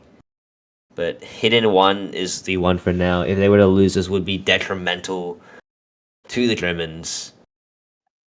But taking this 100%. one, complete other side of things will definitely boost them, make them feel a lot more confident. Yeah, you do not want to lose the. You do not want to have a second break point. It's very demoralizing when you pick something that you feel so much more confident in, and it just gets shut down. Like it was probably a shock to Germany for sure to see Kame and Armor perform so incredibly on Hidden 2. But as I said, they were practicing. Like this is a weakness that they are trying to suppress as much as possible. They're not really going to give up on the map and just say, you know, like, we'll let you have this point. So they are going to genuinely try to fight off that weakness, and it worked out for them in the end. Very impressive score from Arma. But we're going to see if they can redo it again with this hidden map. Germany going to be like big fans of picking hidden into Italy because of this weakness. But as I said, like these guys, if they really they're did good players. They're good players. Yeah, you can't put down raw skill just because of the reading necessarily. Yeah, I think they kind of blind on the fact that just because these guys are known for being speed players doesn't mean they're good at the other skills as well, and we have seen that, and they will continue to demonstrate that in this map. Germany as well have something to prove.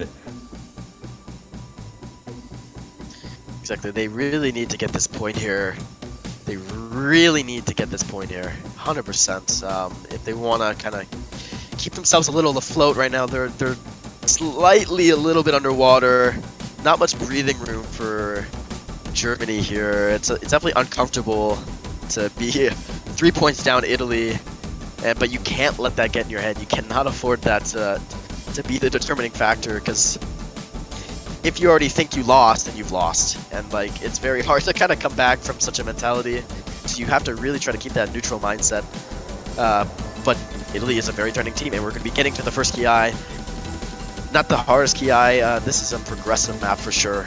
The patterns slowly progress and get harder and harder, and so you could kind of see a really close game. First level.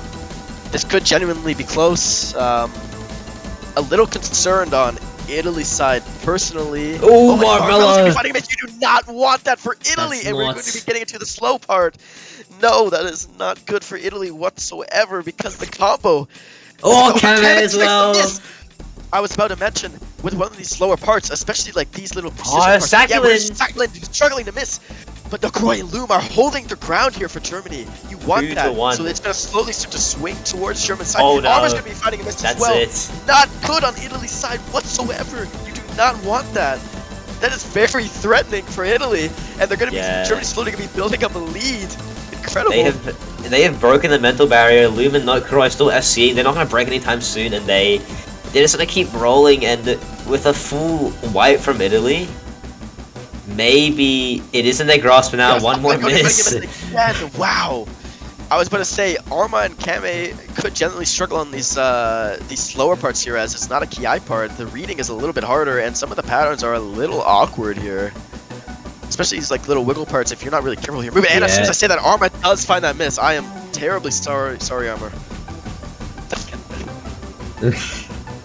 But it shows let the map speak for itself. 2 FCs on the side of Germany, but any one of them to fall, I really do think Italy have the combo to swing it back their way. Really depends on this last Ki, and it's coming up, it's brewing, a storm is brewing, all the players know it's coming. It's just, can they hold out? Can Germany hold their nerves together and pull through at this point? And we're getting slowly into the build-up of the final Ki. No misses coming out yet from the readability, but if there were misses coming out, it would be from this Ki coming, this Macho Ki, and we see Kame falling from the Ki. But everyone else holding their ground right now. That is amazing on Germany's side. Everyone holding it together.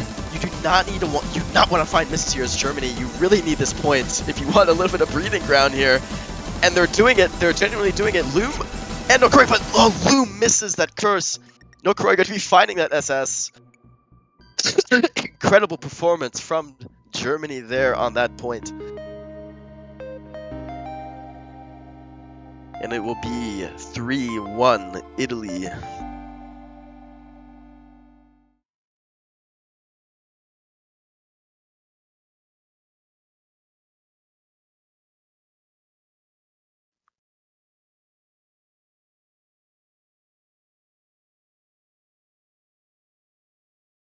What a point. Wow. Very incredible, very close. You know, there's small like little readability parts on Hidden One that are definitely a lot more challenging, especially to obviously like Kame and Arma. It's understandable, you know, the readability and the map sometimes is definitely a pain to hit those small little precision parts. But it happens. It generally happens. And it's only fair because they did take the Hidden 2 point from Germany, and so this is more of a refund per se, if you could look at it that way. Pick from Italy, I would expect maybe another DT pick, but they are going for Nomad 3. They're going for the more challenging picks for sure. DT3, Hard Rock 3, and now Nomad 3. A lot of 3s right now, but definitely picking the more complicated maps of the pool. Not really trying to go this simple route here of triple FC. They really just genuinely want to try to catch Germany off guard here with the more complicated patterning. This map, we seen last round a lot of misses coming out from Taiwan, and even a little bit coming in from the Poland side as well. So with a team that has slightly better scaling and skill level in terms of overall performance, we could see a genuinely excellent match coming out here on this map. We'll have to see. But we're going to be getting Kame, Arma, Vito. Obviously, Kame, Arme, they're going to be playing pretty much every single map. They are the titans of the team. With, you know, the third player still incredibly strong, Vito coming in. We're going to see Nokoroy, Marmelo, and Loom coming in as well. Marv Mello, obviously, being the ghost of the team. This is pretty much Germany's theme song at this point. With their collab being a little revolved around Marv Mello. This is probably his map, so I really want to see an excellent performance coming out from him. All players getting started in the match here. A couple misses at the beginning won't be necessarily unexpected. You kind of have to get into the velocity of the map. And as soon as I say that, Marmello just dropped an Arma, trades that, so it does not necessarily matter. But Marmello is just finding misses. It is unfortunate, and Arma will not accept that trade again. Marmello is just, struggling a lot. Not good, and as I said, Arma is just not accepting that trade again. He does not want that to happen. He says, no, I am not trading that back. This is our point, not yours. But no, Corey finding a miss as well. That is not good on the German side, but this map is a little difficult, and especially under nerves. If you find misses, the pressure, and there are no FCs left on the side of Germany. Marmello building up a little bit of a max combo, but no Kuroi and Lumen fell, but Kame falls as well. But does it really necessarily matter? Because there's a 100k point difference, and Marmello falls as well. Marmello is not looking good on this map. Not a good start whatsoever. Italy have combo as well. Vito and Arma has got that secure almost 500, and Germany is kind of lagging in that sense there. Yeah, you did not want to be Germany here. It is so tragic to see Marmello missing so much. I don't know what's going on. It could genuinely be nerves. It could be anything, but not a necessarily satisfiable performance coming from Marmello. Maybe lack of practice. Who really knows? But we are getting into a little bit of a harder part of the map here, and we're going to see Vito fall. Will we see anyone else fall is the question on the German side. Will we see it? Marmello does fall, but doesn't matter because Vito ends up trading it. It's not the combo they want gone. The Lumen and Kuroi, the ones that are even this there to have a chance to take it back if anyone were to miss on the Italian side. Kame and Arma doing what they do the best. Not want that on the German side. It is frustrating because now Italy is slowly building up almost a 200k point lead. Crushing, especially getting into those last quarter. You need to see an absolute devastation from Italy to even lose this point remotely. We've seen it happen in the past, but I think they're not going to give it in. They're not going to give it. Yeah, it won't happen. But Kame, Kame. Is it too late? The question is it too late? Too late. There's not enough combo left on the map. Arma's there to back it up as well. He's got 1k combo and the score to remember on this map that'll match like Kuroi and keep the lead the way it is. Exactly. Keep the lead going. Very tragic for Germany there, personally. Marmello definitely underperforming a little bit. It's definitely nerve-wracking to see. Probably going into this, definitely probably not happy with his performance. But I mean, nerves come in, and sometimes it can take a toll on you, especially playing against a team like Italy. I mean, Italy's up 3 points. It's definitely threatening, and the nerves can get to you, or keyboard issues, the jitters, anything. It's very, very, very hard to kind of get a start when you just get all these misses back to back to back. It's so devastating on the mental. But we've seen Hidden 1 work out incredibly well for Germany. So they're going to be picking into Hidden 3. Not necessarily a pick I would go for personally. It's a little more threatening. At that point, though, what else do they have? That is true. Hidden, probably their best route to go here.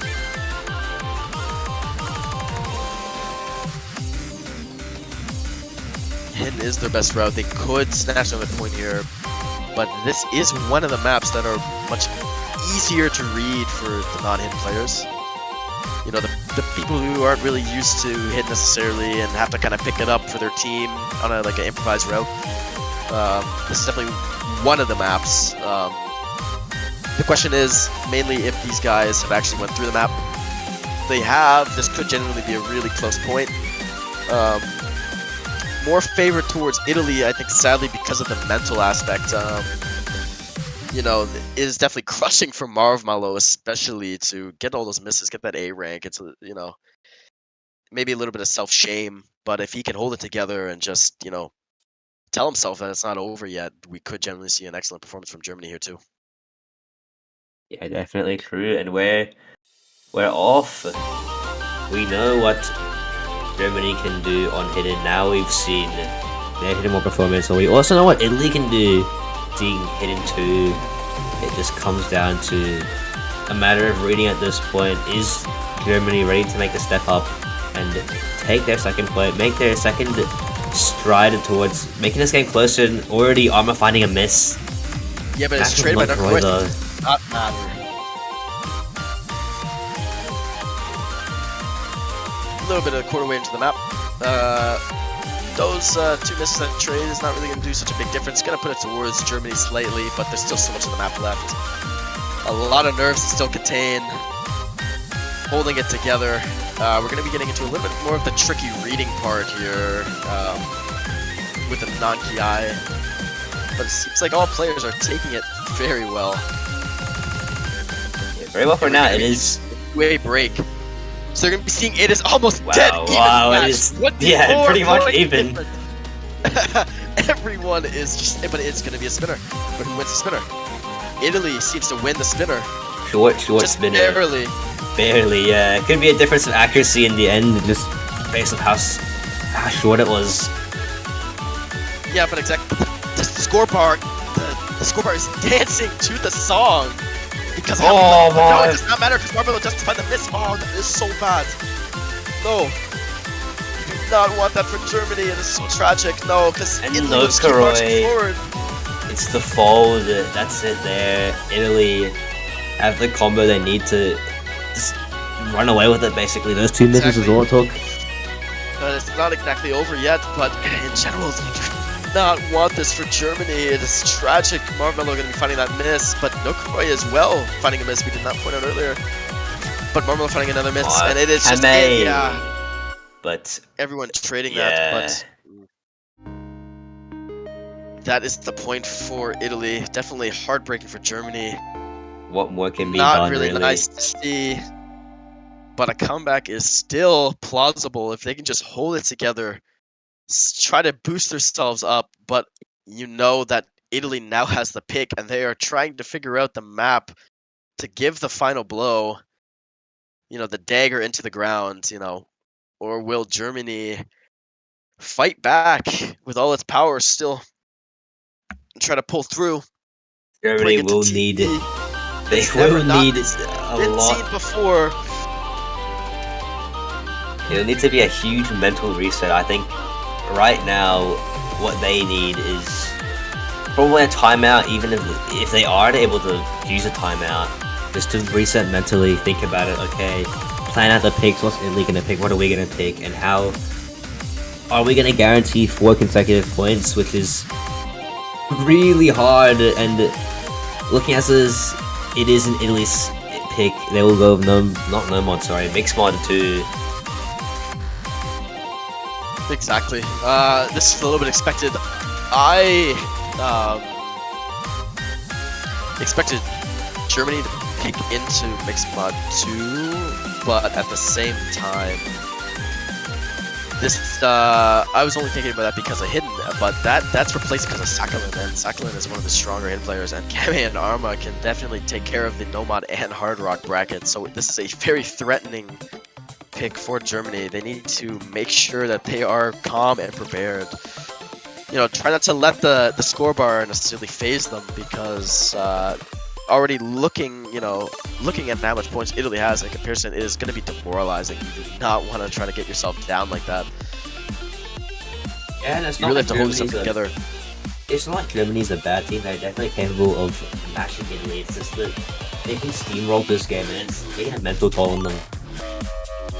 I believe there is definitely a little bit more of a mental toll going on here.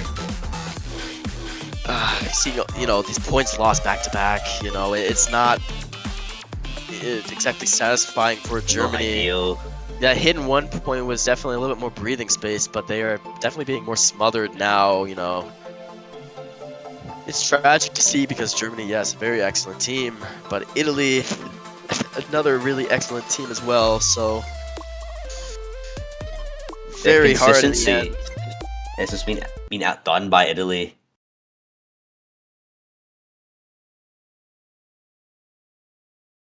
the reveal here. Kame will be taking on Hard Rock. Arma on Hidden. Surprisingly, not Cyclone. He'll sit down after that wonderful SS. And Vito coming in to take on Limod. As for the Driven side, Note Kuroi, all reliable on Limod. Loom on Hidden. We're seeing Arma on Hidden. Very impressive. Very impressive feat by Arma there. No, I think Arma is the Giga Chad of the Italian side here. He's gonna be picking it up. He says, you know what? I don't care. We don't need Sakhalin on Hidden. I got it myself. I'm holding it down. I'm proving to everybody I can do this. And it's going good for him so far. We see Vito dropping, Marmello dropping, but it is a trade, so it's not necessarily matter. Points are going slightly towards Italy here. The no dashless, the no hyper dash map. And so far a little bit of a 30k lead going towards Italy here. Spinner to navigate, or you know, ease a little bit with the damage on the German side here. That'll be complemented with the map left. 2 FCs. If they can hold on to 2 FCs, it'll be great. Yeah, but Arma does find the drop. The drop that Germany needs to there it is. In general. It's going to be pulling towards German side. You really need this as Germany. You cannot afford now to miss. Knowing that it's on the line. 1/3 left is now. Now is the time for them to potentially bring it to tiebreaker. Because with this point, they'd be able to move into a timeout and properly plan from there. Take a breather and sort of reset mentally. A bit too early to talk about the hard part. Yeah, that hard part. It's the very part. This could go to any side. The points are so close. It is only a merely like 10k difference. It could go any way. We just need one miss, but will it happen? Ooh! Oh! Oh my god! That was way too close for comfort. Oh wow, but Germany takes the point and they are still alive. They are still alive in this match. So lucky just to have those misses at the end there. So lucky. That is emphasis on how much luck is involved there. Incredible. Amazing FC coming from Loom. And Kame as well with the Hard Rock FC. 2 SSs out of the 6. You might as well call that a no Korea FC as well. Just one miss and that's like, what? Exactly. 51 points. I want to point out, very impressive by Arma there. You know, picking up AR 8.3 hidden. No hyper dashes and pulling out a 1 miss on that. Very impressive skill set by him. You know, being the guy who's, you know, looked a little down upon on low AR hidden. You know, you wouldn't necessarily think Arma is the low AR hidden player, but he goes and he proves himself that he is easily viable to be doing it. But it is just not enough for Italy to grab that last point. And so Germany has that mental boost. And Kame, you already see Kame is frustrated. Kame is already feeling the pressure of the flashback Italy versus Canada, where Canada ended up taking the win from a 4-point comeback. Incredible. He's already feeling the tension. And you do not want to have that mental, especially when you're on match point, because Germany can't easily bring it back. Germany know how to plan. They've beaten the tournament for so long, and this roster's been there for so long. They know how to deal with these kinds of situations, and with this mental state they're in, Mixed Mod won us the pick, and they are definitely confident going in with this one. So they kind of realize, like, yeah, you know, Italy's, you know, not necessarily weakness, but they definitely slightly underperformed a little bit on Mixed Mod. And I think Germany as a whole definitely performs better on individual mod sets, so Mixed Mod could be the genuine play here for Germany. Try to get that boost, you know, that boost that they need to try and grab the points that they need to bring this to TB. But they are not going to be taking any timeout whatsoever, as you had suggested. I think they're going to just try to immediately get in, keep that mental, keep a little bit of pressure on Italy, you know. If they've got the momentum, they will ride with the momentum. And this may pan out very well for the German side. That same Exactly. 3 staying in. They're in the mood. They're in the rhythm. They're a They're lot more in a ready. rhythm for sure. Vito going to be traded out for Sir Waffle. Uh, Probably a little bit more of a tweak here. Vito necessarily didn't, perform the greatest, and so they want to give Sir Waffle the no mod slot here instead, possibly. Or Sir Waffle could have just, he's the specific guy, with a more vanilla, conventional map Playstyle skill. Yeah, exactly. for Germany, But though. as That'll I be said, yeah. the complete But same Kame, roster. Kame! and you already can see the You nerves can coming from see, Kame. you can see It's he's breaking him worried. apart. You can definitely see he is definitely not in the right mindset right now.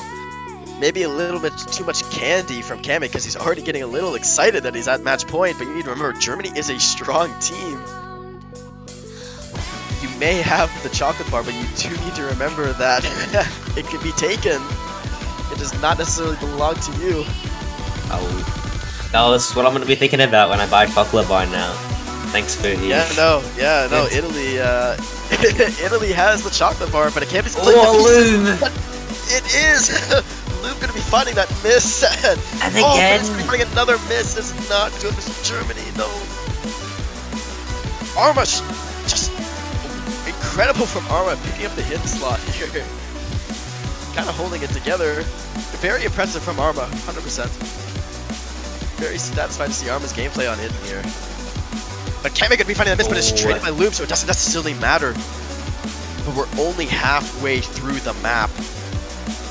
A little bit of a small lead towards Italy. But you cannot afford to miss with hidden here. Loom is pulling it down very slowly. You need to hold your ground here and hold your confidence, especially. No, but Marmello gonna be finding a miss too, and it is completely. Not what Marmello will be doing. Oh. Not looking good so far for Germany. It's slightly over the halfway point. You have to kind of keep yourself together here. Really, really, really need to hold your spirits up. Especially on these slower parts. All the players know that this Ki part is coming up. The build-up is very predictable on songs like this. And the build-up is coming here, but will we find anyone missing on it is the question. Arma. And we do, we find Arma missing on the, but That's the first. Bring it over to they need one more. They need one more. They need one more to really solidify this, but can they find it is the question. So Waffle composed, Kame built back up, and they know what's up, they know what needs to be done. Germany needs to hold it, but they also need to find a miss at the same time, and the odds of that are so small because there's not much time left. There's not much time left at all. It's getting down to the final times. I don't know. Will we see it?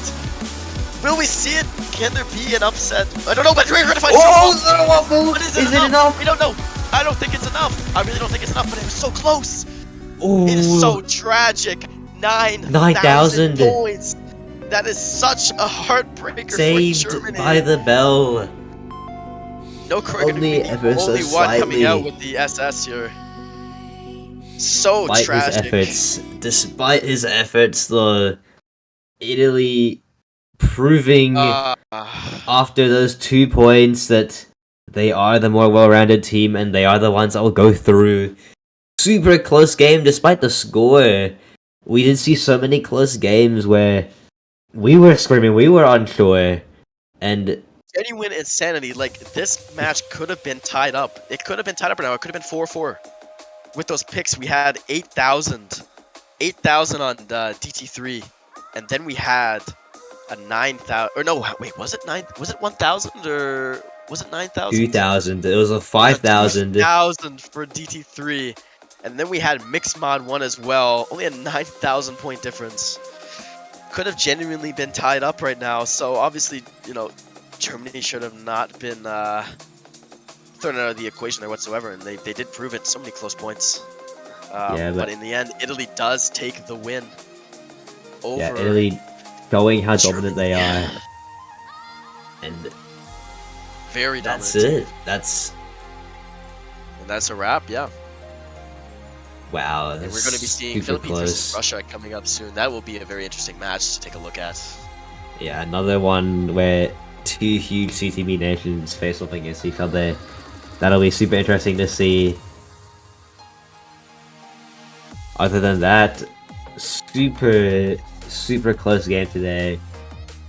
However, Italy Exactly. proving dominance, showing why they are arguably the greatest European team going into this tournament, taking down the veteran German team at 6-2.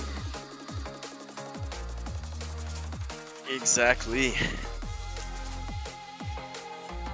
And that is it.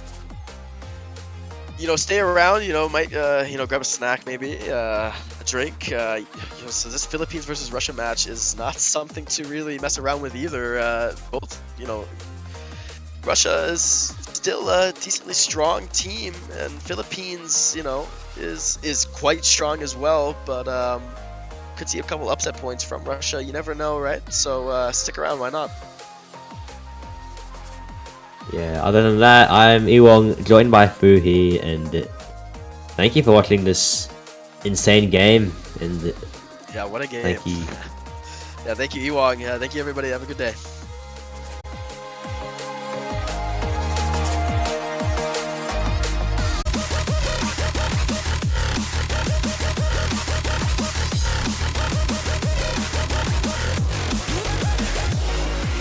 Alright, welcome back everyone to the Osaka World Cup 2023, the round of 16, and we have a banger coming up for you guys. Philippines versus the Russian Federation in the winners bracket. I am Quinton, I am joined by the Dutch commentator and not player this year, obviously probably the reason why they won last week. Sarton, welcome man, great to have you back. Fair point. Hi. Sorry I did Nice that to to have you. you Sorry here, I did that Quinton. to you. I like you too, buddy. I couldn't help myself. Nonetheless, it's great to be back here with you again. Third year in a row now, I guess we've been commenting together. So we have Philippines on the one hand, I believe seed 5, Russia seed 12, I think. Yeah. Philippines had a rough showing against Denmark last week, or at least more rough than they probably anticipated, 5-2. Russia had the 5-0 sweep against Colombia, and now they face off in the winners bracket round of 16. Curious to see how these teams are going to be performing. Philippines back with their, stacked roster. Russian Federation losing Nelly, losing Mariola, losing Insomnia, so that's 3 of the best Russian players that have disappeared, but there's some new blood in Tiganida. Also, Vafar has improved quite a lot. Kitsun Ivy has been one of their main 3 for the past years already. Castle Gambit coming back, Dark Raymond making his first appearance as well. So a new promising roster for the Russian Federation, and they've won against Colombia quite easily last weekend, so they're already in the winners bracket round of 16. Obviously the underdog in this one. Yeah, first real match for both teams as well, I do assume. Or at least, what are your thoughts on this? Last week was maybe just a bit of a drill for either team, just trying to get back into CWC, not really having the strongest opponents at that point. Now, they obviously advanced further down into the winners bracket, a bit more serious now. Philippines, Russian Federation. I believe there's going to be a fairly clear bias towards the Philippines winning. If I'm going to look at the Twitch chat, we have 95% of the bits being put onto the Philippines, 5% into Russia. So at least it's not like a 99 to 1% ratio. That's something. But what are the chances here for Russia then? This is their first real opponent, we could say. And does Philippines, will they struggle at least? Yeah, for certain. The thing is as well, Philippines last week, they did not use Steroido. So Royo just sit out on every single map until things started getting a little spicy at 2-2. And then Royo came in as seed, left the room and didn't play another map, and they just won 5-2 after that. So Royo, I mean, we're going to be seeing Royo play everything today, I do believe. Then together with Bunray and Rusty, they have their main 3, and Kielzu probably for the Dull Time Hardtook. I mean, they have a really solid core for every single map. But I think the main difference is going to be seeing Royo play everything today. On the Russian Federation side, they had a relatively, I wouldn't say easy, but it was a straightforward matchup against Colombia, and they did what they had to do. But I think they really have to line Kitsun Ivy and Vafaro, and then Tiganida as their third, and to hope for the Philippines to find misses like they did last week. Like Denmark, also, I mean, I think C28 took 2 points of Philippines, which was very unexpected, and there were some weaknesses on the Philippines side. But then again, Royo not playing is obviously like some kind of setback in comparison to Roto playing, obviously. So in that sense, I think that's why we're going to be seeing Roto come in now, and especially in later rounds as well, because, well, he's their best player by far for the Team Philippines. So yeah, they need it it's for not easy. Rossa this time round, right? They really do. Yeah, especially. Yeah, like it's a type of situation where you can compare it to soccer, where like if you have an easy opponent, you like draft a B team. That type of scenario is what the Philippines did last week. Well, obviously they're B players. I wouldn't call them B players, but they're still really, really good players. But I mean, they benched Royo just so he could, I don't know, have a week off and focus more on later rounds. And they got across the finish line relatively easily as well. 5-2, still not into a tiebreak scenario. Then again, we see Russian Federation banning Hidden 2, which is expected. Philippines, as you know, are one of the best hidden teams in the world. Yeah, one of the only ones that like excels in Hidden 2. We had a couple of teams every so often throughout the years that excelled at Hidden, but most of the time the top players of teams, especially those who end up in the top 50 in the world, top 20, those tend to be really good at Hard Rock and Double Time, or at least if you want to get to that rank, you ought to play those two mods, because that's the only way you're going to get as much PP as those people do. So sometimes that actually leads to a deficit in Hidden. Doesn't seem to be the case with Philippines. Just a very solid roster all across. Even the lower ranked players, like, well, lower ranked in the sense relative to the other players here. Crowley, for example, still being a really solid Hidden player here as well. So there's plenty of possibilities there within that section of the map pool. So no surprises there for Russia. And then again, Russia really needing to find themselves again. Similar situation as to what happened to the Philippines a couple of years ago, where the team just kind of blanked out a little bit. So the top players leaving. Not entirely sure what the strongest mod is here, but I do have a feeling that the Philippines is likely going to be strong on pretty much every single mod. Yeah, definitely. We see them banning Nomad 1, and I've mentioned it before today as well. Banning Nomad 1 is just like a confidence shower. Like, you ban the easiest or relatively easiest map in the pool, and you're like, yo guys, like, we're gonna beat you on skill, right? We're gonna take the difficult maps in the pool, like Double Time 3 being AR 8.6 GT, the highest AR in the entire pool. Those types of maps is what the Philippines want to excel on, and they want to actually like outskill the Russian players in that sense. So that's why they banned Nomad 1. That's why Italy banned Nomad 1. That's why I believe Poland banned Nomad 1. That's just the Nomad 1 ban strategy in that regard. That's why we see it coming in from Philippines as well. Double Time 3 getting picked by the Philippines, so we're going to go straight to Double Time. The map itself, Air 8.6. The trickiest thing about this is that you overdash quite a lot. So you have to...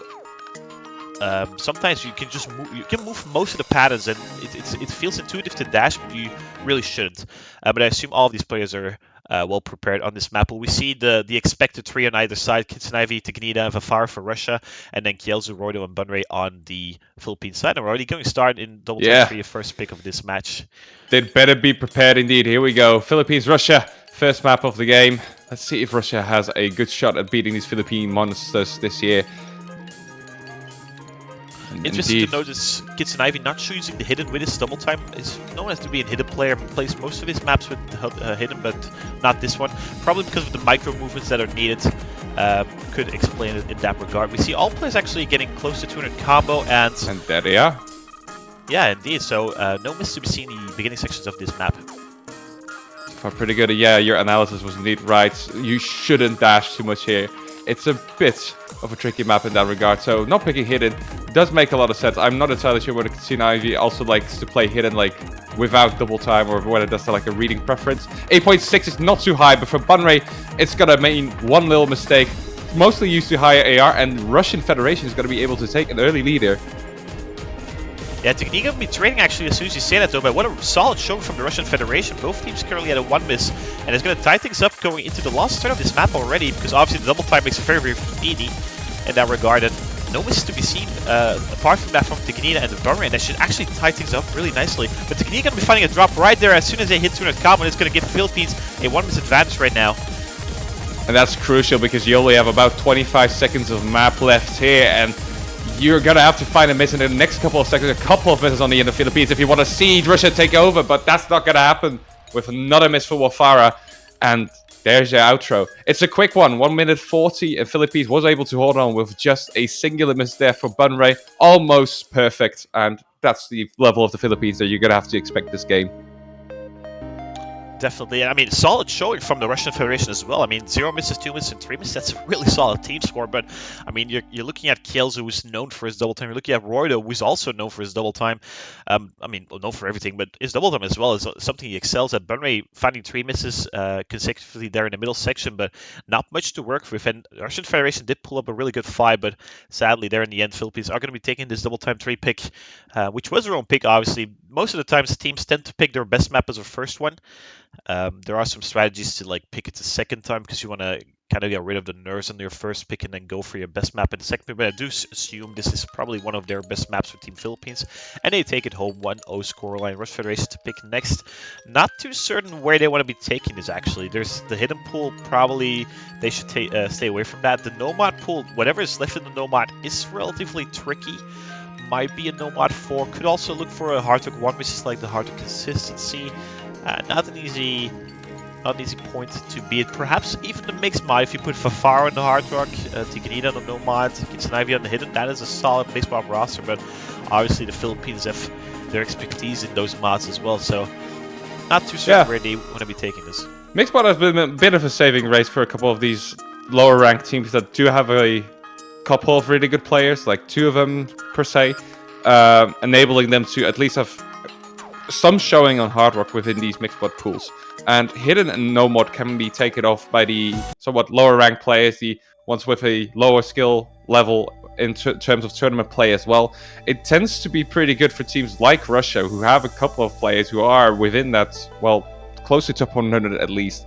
That's not the option they're going to go for this time around, though. It's got to be a no-mod pick. It does seem like the safest bets on this map pool. Mixed mod is really only handy for those types of teams if they also practiced it plenty. That is just something that has to show up eventually, and we'll see that if they decide on doing that in a couple next picks. But yeah, as expected, we'll probably see a pattern of Russia mostly picking no mod, maybe opting for the odd mixed mod, and then Philippines just got to try to crush it on high AR. Just quick reading stuff altogether. For sure, definitely. Also, the thing about this map is it's mapped by a Russian mapper, so they kind of had like the home advantage in this one. Kim Takari, the Russian captain from last year, mapped this Nomad 2. Might also be like a bit of some home pride there, but then again, Rusty, Roydo, Bunray, all 3 in the top 50 in a row, I believe, in the solo ranks. Or Roydo might have been like, might have dropped out of the top 50, but then again, they should feel very confident in this one. The map itself, star rating 5.52, AR 9.4. It's very wiggly. That's the rough part about this one. It's easy to mess up on one of the wiggles. Aside from that, it's your regular Nomad 2. Looking to further rounds, we're probably going to be seeing gems and maps in this slot. This week, the map looks like this shows you current maps, and it fits perfectly well in my opinion. Really nice map to play. Curious to see how the Russian Federation is going to be playing on the, I believe, the only Russian map in this pool. There are no Philippines maps in this pool, because obviously their maps are playing, right? Rusty is a mapper, Bunray's a mapper, Crowley is a mapper. In that 1 year where they didn't play, all of those were actually, my Gems was also Philippines. There's a Gems map. My apologies. Yeah. Okay, they still have Gemsu in that. At least they have Gemsu left. They have Gemsu, yeah. I completely forgot about Gemsu, but I mean, Rusty, Bunray, Crowley have put out quite a few maps as well in previous editions of the Catch World Cup. So, also known in that regard to Team Philippines, probably one of the best mapping teams in the entire world, even. For sure, and I am pretty sure they won like the mapping contest per country as well. So this mapping draft better actually work out for the Philippines here. A lot of people have very high expectations of the team. Let's see them pull it off against Russia on Russia's pick. Probably one of the most crucial picks here. First pick you always want to try win as your team. So losing this, going behind 2-0, that would hurt a lot. For certain, you want to get out of the gates going, right? Seems like all players are going to be getting up to the 200 combo mark, that mythical 200 combo mark, which we've talked about so many times. And obviously the wiggles intensify at this point, but it does not seem that any player is struggling with it. We see a couple accuracy drops on Vafaro and Roydo. which is also to be accepted. Some of these droplets are kind of wide, and those sliders feel a little bit And awkward to play. Wafara is actually going to follow that up with a miss. Yeah, Wafara seems to be lagging behind a little in terms of move, and seems like he's undershooting a couple of these jumps here every so often. Tignada is going to miss right before that break too. That's already a pretty big score deficit, and especially considering the fact that the Philippines can see that as well. They know they have 3 full combos. That's probably going to boost their confidence. Once more, not the lengthiest of maps too. We're already halfway. Yeah, definitely. And it's also a slower section right now, so they can build up that score advantage. So look at that. He has not above 200 combos still, so it's about 60, 70,000 points. And yeah, 2 minutes advantage to Team Philippines. And over halfway already. Gunray Facility double S, same for Rusty. Beautiful points coming from Bono and Roydo. So Facility FC only a couple of dropless misses. Nothing that the Team Philippines is giving to Team Russia right now. Gunray actually going to be finding a miss there, and that's a startup, but they need one more miss coming from Team Philippines to tie things up, I do believe. Yeah, but it's not too much actually. One more miss is very probable, well, not probable, but possible here. You can slip up every so often, and one problem with players like Bunray on these types of maps is the fact that they're like a little too slow for their preferences most of the time. AR 9.4 is not something that these people are too used to anymore after practicing on the highest level for so many years. Kitsune Ivy, however, putting up a little bit of effort here for the Philippines itself, missing as well. No combos left on Russia, as Vafara also seems to miss. Tignida not with a combo there either, and there's already 100k gap. Yeah, Roydo and Rusty 4-digit combo right now, so it's going strong. Rusty still looking double S, and look at that score difference. It's over 100,000 points. Vafara going to be finding another miss, and that's sealed the deal for Team Philippines in this one. Once again, the same story as Double Time 3. Bunray misses, but the other 2 players probably bringing home the FC in the slow ending section. Tignida missing there once again, but that did not matter in the end. I mean, Philippines definitely have a really good start at this match, breaking Russian Federation on this Nomad 2 map. And I mean, Roydo 2 for 2, Rusty 1 for 1, Kielzo 1 for 1 in FCs, Bunray, the only player on Team Philippines who has missed at this point. So really solid showing from Team Philippines. And I mean, good snipe with the 1 miss as well. Solid scores on Team Russia, but once again, they're not giving much to work with at the moment. So not an easy task for the Russian Federation. Yeah, they just also continue like this, right? They 1 missing every map should suffice for beating most teams, especially considering the fact that, well, the Philippines is the highest seeded team here as well. So good performance so far. Something that we did expect for Philippines. Many FCs to be seen so far. Bunray may be struggling to get toned down a little bit so far, so maybe they'll be performing a tad bit better on the Hard Rock or Double Time map pool as well. They just have to get comfortable, but really they are comfortable enough so far. Leading 2-0, they took Russia's first pick, and they're next to pick as well, so the momentum just keeps on going. For certain. It's also a best of 11 scenario, right? So breaking once or breaking twice, and you're already looking down 4 or 5 points. It's over really quickly, and if Philippines keeps steamrolling like this, then this one might be over very soon. So curious to see where Team Philippines wants to take this. I mean, Arthur 3 might also be a really good option. It's a Convert-esque map, which I think favors Team Philippines. And, well, I mean, beautiful map by Rockman as well. So I think the Arthur 2 might also be an option. Quite a memory-heavy Arthur 2 map. Might also just go for hidden, right? Because the Philippines, I think they had the best hidden scores, and if indeed they are going to go for the hidden one, the X-Gon map, which is still surprising to me, at least, to say X-Gon map, the hidden one of the round of 16, but it's a that kind of blew up on Twitter, I'm pretty sure. People were quite happy to see that. Yeah, it's. I mean, the map itself is beautiful, and just because it's the name X-Gun as well, it just adds some more of that, right? But the map itself is really nicely mapped. A little bit more lengthy, 3 minutes 45, 5.16 in starting air, 9.8, so it should still be relatively comfortable for most players, those that play hidden often and those that play hidden not so often, given the AR not being too low. Obviously, the Russian Federation took out the low AR hidden pick from the pool. Probably not able to draft 3 players on such a niche skill set rather. On Team Philippines, we see Roydo, Bunray, Rusty, probably the 3 expected players. Could see Crowley over Rusty, but Crowley is probably more of the lower AR hidden player. And Rusty probably more of the higher AR hidden player. So nothing out of the ordinary here. We see also gap coming from Vafara. I mean, Vafara is their speed player, their hard turn double time player, could also play Nomad, but definitely not a player you would draft on a hidden pick. So that's also expected. So no surprises here. No surprises indeed, and it's still a tad bit weird to have a team be able to put multiple rosters onto hidden picks as well.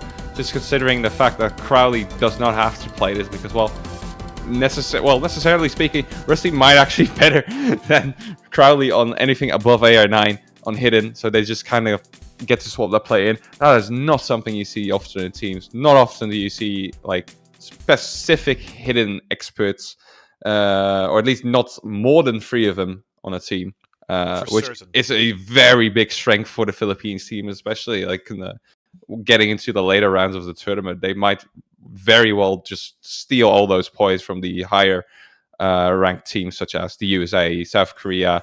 Pretty sure that the roster makes a very good chance of beating those types of teams too.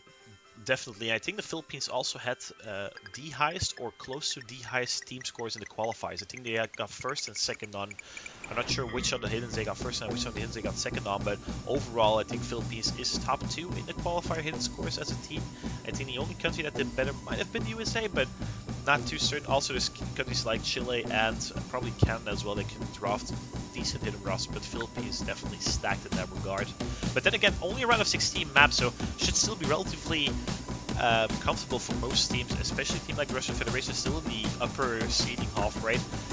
Losing players like Mariola and Nelly, still finished seeding 12th, I believe, is a really solid showing on their end as well, and definitely proves that these are just not your average players, right? Kitson Ivy himself has been playing a lot of community tournaments, very experienced player. Vafar as well has been up and coming. Tikanita, probably one of the most promising new players, because keep in mind this is only his first CWC and still really solid shooters already from the side. So, yeah, they seem tournament hardened for sure. They seem very ready to take on teams such as this. They, well, looking very stoic so far. And Rusty is actually going to provide Russia a bit of a gap here. First miss there for the hidden pick. See if they can take advantage of that. So far, full combos in the end of Russia. Looking pretty good. Yeah, solid showing up from Team Russia. Kosogam just coming in and seeing the first turn of this map. Really solid performance. Kitsinavi is known for his hidden. Tignina apparently also a really solid showing on the hidden. And the thing is as well, they banned hidden too, and they're triple seeing hidden 1. That's kind of a power move as well in itself. So really solid showing from Team Russia right now. Yeah, but they're going to have to put up with that performance for the entirety of the map too. So far, Roydo and Bunray don't seem to plan on giving an inch either. Full combos in their end too. So it's still very tight here. 2 misses on the end of Russia. It's got to just blow over the lead immediately back to the Philippine side. So you must be wary here of anything. All those droplets, all those weird Excon-esque notes. And there you have it. Mr. Kosselgam is going to level the field. Yeah, right before the slow section as well. It was a clean miss, though. Only a miss, no droplets miss. Brother has a droplet miss. Russia also has a droplet miss. So it should still be a very, very tiny advantage for Team Russia. Team Nida and Kitsune still hold on to the double S. And like 4 players approaching the 1000 combo mark. And then Nerf starts getting kicked in as well. Seeing 4 digits above your catcher as well. The ending section is a little bit harder than the streams in the beginning section, so we might see some misses there as well. But the Russian Federation is keeping up with Team Philippines right now, and it's actually completely tied at this point, going to the last quarter of this hidden 1 pick from the XCOM mapper. That is the legend, but an uncharacteristic miss there for Kitsune Ivy, but it's going to be traded by Bunray. Ooh, what is going to happen to the score now? Will Russia still be leading? Things as well, it's now Tikanina versus Royal with the FCs, the new player and the old season veteran, both of them. And actually the new player Tikanina is going to be fighting that miss, and Royal is not going to be trading it. Rusty also recovering quite nicely off that initial slip up. Same with Cossack actually. As soon as I say that, it's going to be fighting another miss as well. The Russian Federation completely falling apart in this ending section right here. And by the way, Royal and Rusty, they are not giving anything on this. Really, this streaming section is really hard as well. Keep that in mind. Getting into the very fast last section of this map, we're going to be trading a miss with Kossack, but the damage has been done by Team Philippines. Kitsune going to be finding 2 more drops here at the end, but Rusty, really solid recovery. Same with Bunray. Roydo also, I mean, it's 3 singular misses on Team Philippines again. Look at that, 3 singular misses on Team Philippines. Roydo just shy from 1 million. Oh, yeah, 1 million score. Bunray the same. What a solid showing from Team Philippines. And I mean, the Russian Federation also single Amazon Tiganita, 5 Mr. Kitsunai, 9 on the Castle Gambit. It's a really solid team score once again, but yeah, there's not much you can do at this point. They kept on, they were up to par for majority of that map, but the ending stream section caught all 3 of them off guard, sadly, and that's the difference maker between a 2-1 and a 3-0 scoreline there. Yeah, just a high skill ceiling there for Philippines towards the end. That became clear for sure. But the scoreline definitely didn't show how close that was. Philippines really running away right at the end. Could have gone the other way around, really. But those last sections you always have on the hidden maps when you're already more than 1,000 notes deep into the match, into the map, I should say, they become really stressful. So tournament hardened veterans will have an easier time on that. And we were just complimenting Russia on being pretty good on that in that regard too. Seems that the Philippines might be just a little tad bit better though. Then again, it's hidden. It's Philippines forte for sure. And I believe there was only about 80,000 points of difference. So really not that bad for Russia once more.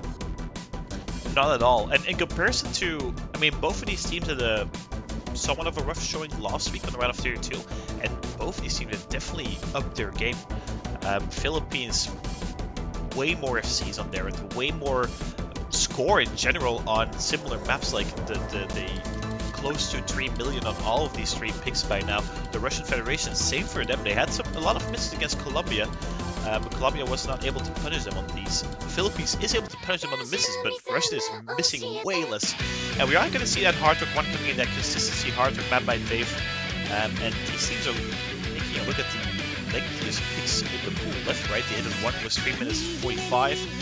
This hard work was 3 minutes 25. Quite lengthy picks coming in, so consistency based picking on both ends. And we are going to be seeing Fafara coming in once again for the hard work. Tignina, Kitsunai staying in. And then Ward up Gunner probably killed Marin. I was a little late, right? I saw Marin before I said that. I admit it, but Marin, go for the hidden hard trick. Kagamina Rin, name change this year, but only plays hidden hard trick. Their entire top player this hidden hard trick FCs on various PT maps, so definitely expected to see them in here as well. Yeah, finally, first time they're appearing this match, and then again, it shows that the Philippines has improved a lot for them to be able to bench Marin for about 3 maps in a row, only then having to pick them. Because in general, Marin is a hidden hard rock expert, but if their team were a lot weaker, they would probably have to fill for the other maps as well, just because of the sheer skill level. Not necessary on the Philippines anymore. Really solid team this year, and it's great to see teams revive themselves after just having really bad years. There's been a couple of really tough years for the Philippines. This is looking like the best team so far in CWC history, probably. Definitely. They had 2 years ago they finished 5th, which was their best showing yet, with the exact same team. Then last year, all of them decided to not sign up, so they didn't qualify with their new team. And this year, all of them signed up again. It's like a complete reset, and it's really great to see. This is the first time this Philippine roster is playing with qualifiers. They didn't have that 2 years ago. Obviously, still group stages back then, so it's kind of different in that regard for them as well. But it seems like it's been working for them, qualifying 5th. A very solid showing. I mean, amongst teams like Chile, Canada, Italy, I mean, that's a really solid showing to qualify. And it's been going well, going 5-2 against Denmark and now 3-0 up against the Russian Federation. So it's definitely not a bad start for this Philippine roster for the 2023 CBC. Very happy to see that as well. So, hard rock, first time. Actually, Russia just picked something that I did not initially expect them to go for. So, at least they have 3 people confident enough of playing hard rock. Maybe they've just practiced it a lot. Maybe they just wanted to swap a couple of people from the Philippines roster just to get somebody who might not be quite as warmed up into the lobby, such as Marin in this case. But either way, we are not entirely sure whether any strategy is going to work on that end. Russia is actually going to be the first to find a miss there for Kitsu and Ivy. Philippines still not giving an inch. Yeah, also the accuracies on Fafara and Tignina are relatively low. Fafara under a 99% right now, but it's quite a few droplets, and I mean, one drop is not going to be a difference maker, but with the new score we do changes, many drops are going to be a difference maker, right? We used to be able to outspin drop and miss, but that's not the case anymore. So 90, the score, an X below 99% is definitely going to hurt your score quite a little bit. If you compare Fafar to Kida, he's running behind like about 10,000 points at this point, so definitely a difference maker in that regard as well. We see accuracy drops on Marion, Bunray, and Mordo as well, but they're the accuracy drops are lower in comparison to the Russian Federation players, but obviously if they just keep on FCing, it doesn't matter given the miss from Kids and Ivy, but the accuracy might be something to account for if the Philippines were to find on the list. We're already halfway into this hard one, and still 5 is on the board right now. That's a welcome change to see those droplets finally being added into the accuracy, and I mean the score relevance too, but then we see 2 misses for Bunray and Tignita. They are going to trade out there, so Philippines is going to lead just as much as they did before. But Bunray missed their first, and I got a little excited there. Sadly, for Russia at least, no difference yet. Yeah, Far the last man standing on the Russian team. Still holding on to the FC, but looking at Marin and Warrior, that is. But Marin's going to be finding a miss actually, and that's 2 for 2, right? 2 players miss on each side, and that should tie things up. And now the accuracy becomes important. Far is still not above 99% right now with the accuracy, and all 3 Philippine players are above 99%, so that's a difference maker right now in score, I do believe. The accuracy, which is unexpected in a catch environment, but given the new change, that is something we have to account for now. And last quarter left, they can see the difference is only 2,000 points, and that's off accuracy alone, I do believe. So who has harder of steel? Okay, it's seemingly not going to be Russia. I was just wondering who got better nerves there. Tignita and Wafara both just missed the notes as well, and immediately you see that red bar growing towards Philippines, and that just might do it. Really, Philippines will have to completely fail here. Just all 3 of them would have to miss for Russia to make any shot at coming back. Doesn't seem to happen. Yeah, definitely. All players above 200 combo right now. Russia's still building, finding another miss, and that's gonna seal the deal for Team Philippines. They just run out of time to the Russian Federation, and Roido, another FC actually. I think Roido has not missed in this match, and this is the Roido we know, right? This is the Roido we expected in round of 32, but didn't show up, and he did show up today, and 2.96 million as a team with Team Philippines. 2 misses on Bunray, 1 miss on Mario, and that's just a really solid team score once again. Yeah. I mean, Kits and Ivy, Vafaru are up to par with Bunray and Marin. Tignita trailing behind just a little bit, but still, I mean, it's a 4-0 scoreline, but the Russian Federation against the majority of the teams we've seen this weekend, they would have taken at least 2 points by now. So, really solid showing from Team Russia. But the Philippines, they woke up in shows finals today. What a very solid performance today. Wow. Yeah, you're very correct. Roido is absolutely ready to play a little here. Only 1 miss so far throughout the match. He did miss a single note on that Hexagon hidden map, but then again, that was one of the harder maps, was one of the hardest endings of the entire map pool. So, fair play still. You were right, yeah. How dare they miss hidden one? Yeah. An abomination of a performance, really. Imagine missing on around a 16 map pool. Disgusting. They're gonna have to do better, or maybe not. Philippines is also the next team to pick here once more, leaning for, they might just be able to drive it home quite easily going forward. What should Russia do now, Quinton? What do you believe? Yeah, or should I call you El Skeffer by now? Actually, actually, I did, but well, we've seen double time, didn't work. We've seen hard, didn't work. We've seen hidden, didn't work, and we've seen no mod, didn't work. What remains? Mixed mod. Obviously, mixed mod is a little bit more forgiving for the lower seeded teams, and I think that should be what they should aim for. But obviously, Philippines picked first, are probably going to look like for a hidden 3 or a hard 3, I would assume. Perhaps even no mod 3. No mod 3 of the lower, no mods probably also favor towards Philippines. But if I were the Russian Federation, I would try to take the point. I would probably look for something like the mixed mod 1. It's a very straightforward vanilla map. Put Fafar in the hard try, put Kitsunavi on the hidden, Tignita on the no mod, and then it should work out. And actually, Bunray is going to be picking mixed mod too, so a little bit surprising in that regard that Team Philippines is going to go for the no mod, for the mixed mod rather. But then again, they have Royal for the hidden. This is also AR 8.3, so relatively low AR. They have Bunray probably for the hard, and I would assume then Marin or Kiels for the Bunray for the Bunray for the hard, and then Rusty for the no mod. I would assume it's quite hard to actually look who's going to be playing what. On the Russian Federation side, it's quite obvious. Fafara, Hardrock, Kitsunavi, Hidden, Tigrina, Nomad. I'd be surprised if it's any different. This map itself, I'm not sure if you know, sorry, but there's no hyper dashes. It's a completely hyper dash map free.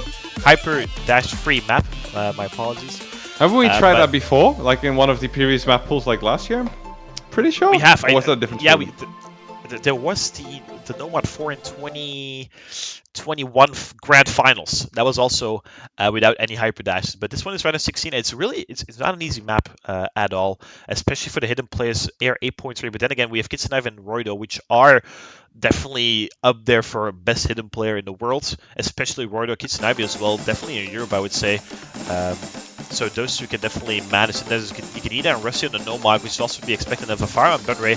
We also see we're going to see an early miss coming from Ikanida, but the map's about 800 combos, so missing in the first 40 should not matter all that much if you keep combo for the rest of the map. But I mean, this can maybe even be bridged through accuracy at this point still, right?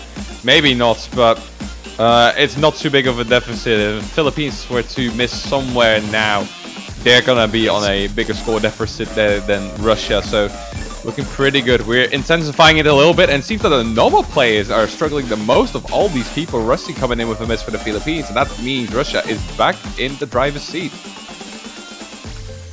Yeah, Team Russia. All two players with 200 combo right now. As you said, you could overcome it with accuracy, but the thing is as well, there's no droplets in this map. I forgot to add that as well. You cannot lose accuracy except for missing, as far as I remember. So as you can see, there's all of it are just fruits, which That's doesn't happen all your that commentator knowledge for coming from me. Bafara actually decided to miss there for Russia in the meantime, so Philippines back at Kitsune Ivy decided to do the same there. Some trades there for Bafara and Rusty too, but that means that Philippines, technically speaking, is in a better position right now. 60,000 points of difference is actually quite major at this point, considering we're 2/3 into the map. Yeah, still two double assists on Bunray and Roido. Kitsunavi going to be finding another break. I'm going to be traded by Team Philippines. And the thing is as well, Russia has missed twice, but the hard-can hidden players on Team Philippines have just such a solid showing. And this is why they probably picked Mixed Mod too, right? Banking on Bunray and Roido to just completely destroy this Mixed Mod 2, and what a solid performance coming from both of them. We're already unfortunately lost 8, Kitsunavi finding another break there, but the damage has been done. I do believe Ikanida has a really solid recovery apart from that really early miss there. But we're going to be missing together with Fafar, going to be trading misses there. But Roido, I mean, Roido is the only FC left in the lobby. Once again, really solid performance coming from Roido. Many misses at the end there, but yeah, it's just a Roido show at this point. Another FC for Roido. And look at those scores. I mean, Roido versus Kitsunavi is a 150,000 point difference, and the Philippines won by about 180,000 points. So that's the majority of that is just on Roido. Also, Bunray outperforming Fafar by about 80,000 points. Ikanida, really solid showing, except for that early miss and that really late miss. But nothing you could do against an FC from the hidden player on a AR 8.3 mixed mod. So really solid performance coming from Roido.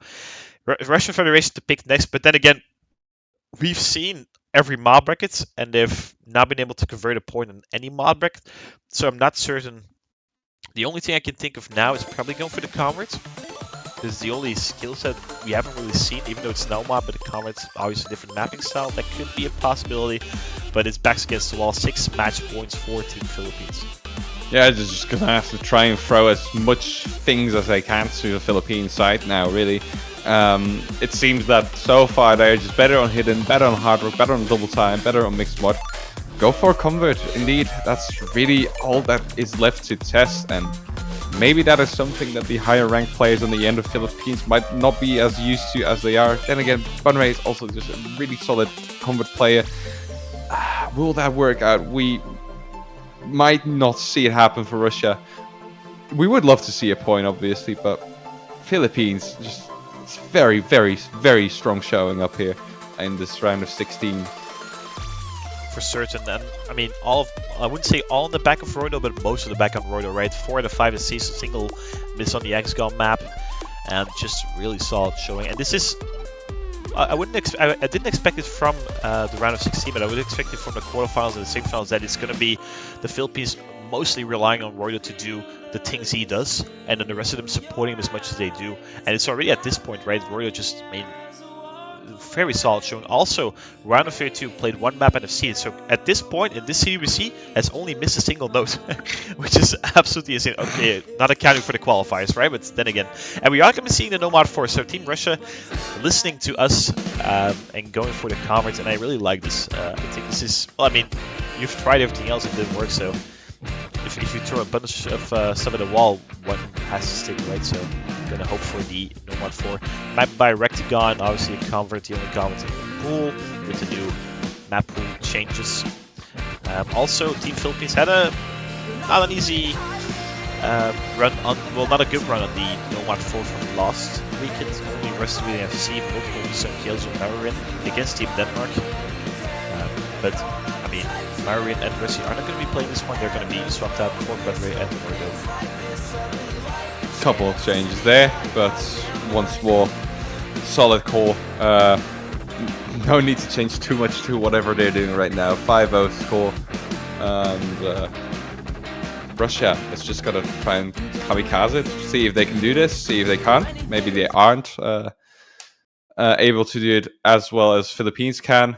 Converts are always a bit tricky, especially in tournament setting. But then again, it seems that at this point, you might not be quite too nervous anymore as Russia. Really, you're just trying anything at this point. So nerves shouldn't be too big of a factor. So the overshooting and undershooting that is quite typical of converts might not happen too much. Back to the wall, let's get it. Definitely. This map has a lot of edge dashes, some really rough patterning left and right. So, I mean, just awkward like most converts are, and quite random as well. So we've seen quite a few players trip up on those multiple times. So it's quite easy to tank quite a lot of score very rapidly. That was also a very difficult pattern there, but every single player catching it is a good sign of some confidence on this Nomad 4. And now we sit in silence and wait until one of these people will miss. They might just all have seed, really. Not the case here. Tignita is going to be the first to miss for Russia. But we haven't seen a full Team FC for Philippines either, which I just completely cursed as well. But because of that, we do get a level playing field once more. Yeah, your powers are a match today, Conrad. You've cursed quite a few of these players, actually. I come in and I break things. Up. Yeah, beautiful. Beautiful, beautiful. We see a couple of droplet misses on Castlegam and Mordo, but I mean, it's completely tied between these two teams. The only difference is the accuracy between Kielzo and Tignita, but I doubt if this is going to come down to the accuracy. We're already halfway this pick, still 2 FCs on each team, so really solid showing once again. Russia able to keep on par with Team Philippines, hoping for another breakdown like on the Hidden One, for example, where we also able to keep on par for the majority of the map, but the ending just took them off guard. The ending is a little bit more difficult in this one as well, so we might see a repeat in that sense. Costco is going to be fighting the first miss since then. Last quarter and 2 FCs versus 1. That is quite big. So far, really the only difference was the singular droplet miss. I quickly calculated, looking at all the accuracies across the board. But seeing as Tignita also dropped just now for Russia, it seems that Philippines is just going to be able to cruise through the ending once more. There's only a couple of seconds of map left, and wow, that was kind of a blow for Russia. Really, they didn't play weakly at all. This is just a really strong Philippines that they were matched up against. Yeah, for certain. Getting into the last section of this map at the score is over 100,000 points per Ray. Double less even. Kitchen Ivy also bringing home an FC. Actually, never mind. I completely cursed that. Kitchen Ivy missed at the end. My apologies. Bunray bringing home an FC, but yeah, there's nothing you could do against a team that just triple miss, having 3 misses at most per map, and it's just a really, really solid showing from Team Philippines. But I think the Russian Federation can take home quite a few positives as well, especially looking at the loser bracket. They are a very strong contender to at least win a couple of matches, I would say.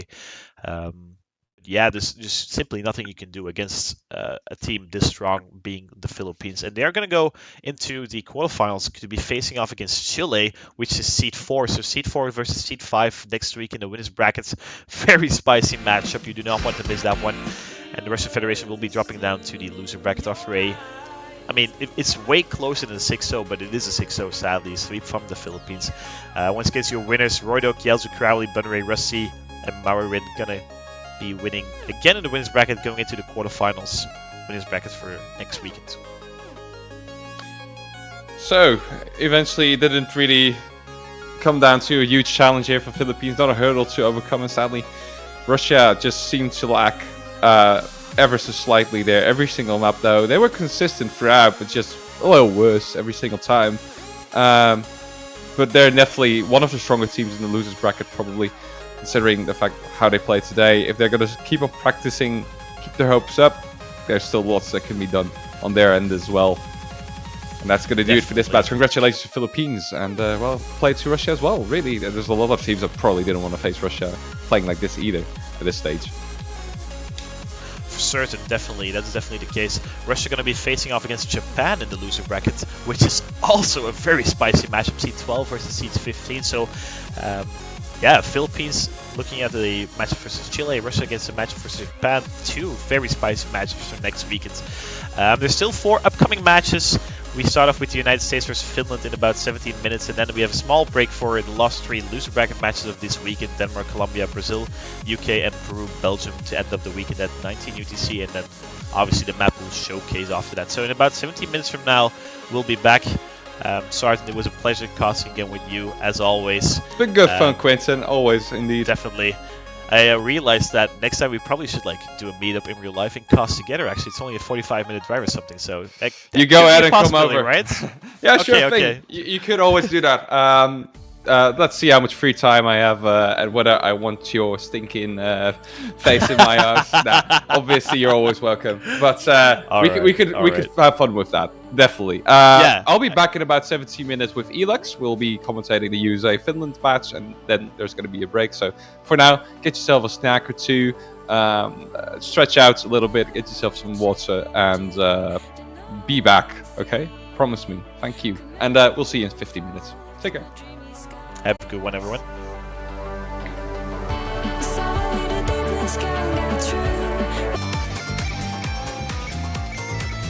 Okay. Calm down, everybody. Another match incoming. We're back. USA versus Finland. 2 big teams. Well, actually, one quite small team, I should say. But Finland has been known to be a bit of a surpriser underdog every so often. I'm still a little bit hurt by the way they won against the Netherlands a couple of years ago. But I need to take that into the equation, especially considering the fact that the United States is playing very likely with their best team ever so far this year. Round of 16. I'm here on my own for now. It seems that my other caster Jay sadly was not able to make it as far. Maybe somebody will hop in, but if that means I can interact more with chat, that is always okay as well. So do let me know who is the preferred country here for this game. I'm going to say USA myself. I think that they'll have a fairly easy time to be able to do that. And I already got myself a friend here in the caster booth. It's so easy when the USA is playing, right? Dolan just sniffs it up and he'll be right there. So how are you doing, Dolan? Glad to have you here as well. Or he's just not casting. That could be the case as well. A little bit of a communication error happening over here, but we'll be fine, I do hope. We got it. He's got it. It's great. Hi, Dolan. Except you're coming out of the wrong speaker right now, but you know what? Discord issues. There's issues, plenty of issues, but will Finland be facing some issues playing against the USA? What are your expectations here? I think you kind of really hit the nail on the head earlier. Finland are a really scary early round team. As we've seen in past years, in group stages, they were always a country you never wanted to play against. And despite the fact that they only have 4 players, I mean, they still managed to put up a monster performance last weekend in their opening matchup against France, winning that one 5-2 quite handedly as the 16th seed. So I think we need to take that with a bit of a grain of salt, you know. Oh, yeah, absolutely. One of those teams that surprises you, considering the fact that, well, they only have 4 people now. And most of the players aren't anywhere near to a top 10 ranking as well, unlike with the USA. So, a bit rough coming into the match for Finland, but they might surprise with a couple of points. They're already going into the bans and picks right here. They're going to be banning, let's see, No Mod 1. Fair Makes point. Sense. Yeah. Makes a lot of sense here against a team like Finland. You just want to get the easy maps out of the pool. And Finland going to be banning Mixed Mod 2, it looks like. The Umeno Himiko Rain. And that is very sound. We haven't seen much of that map today, this weekend anyway, I don't think.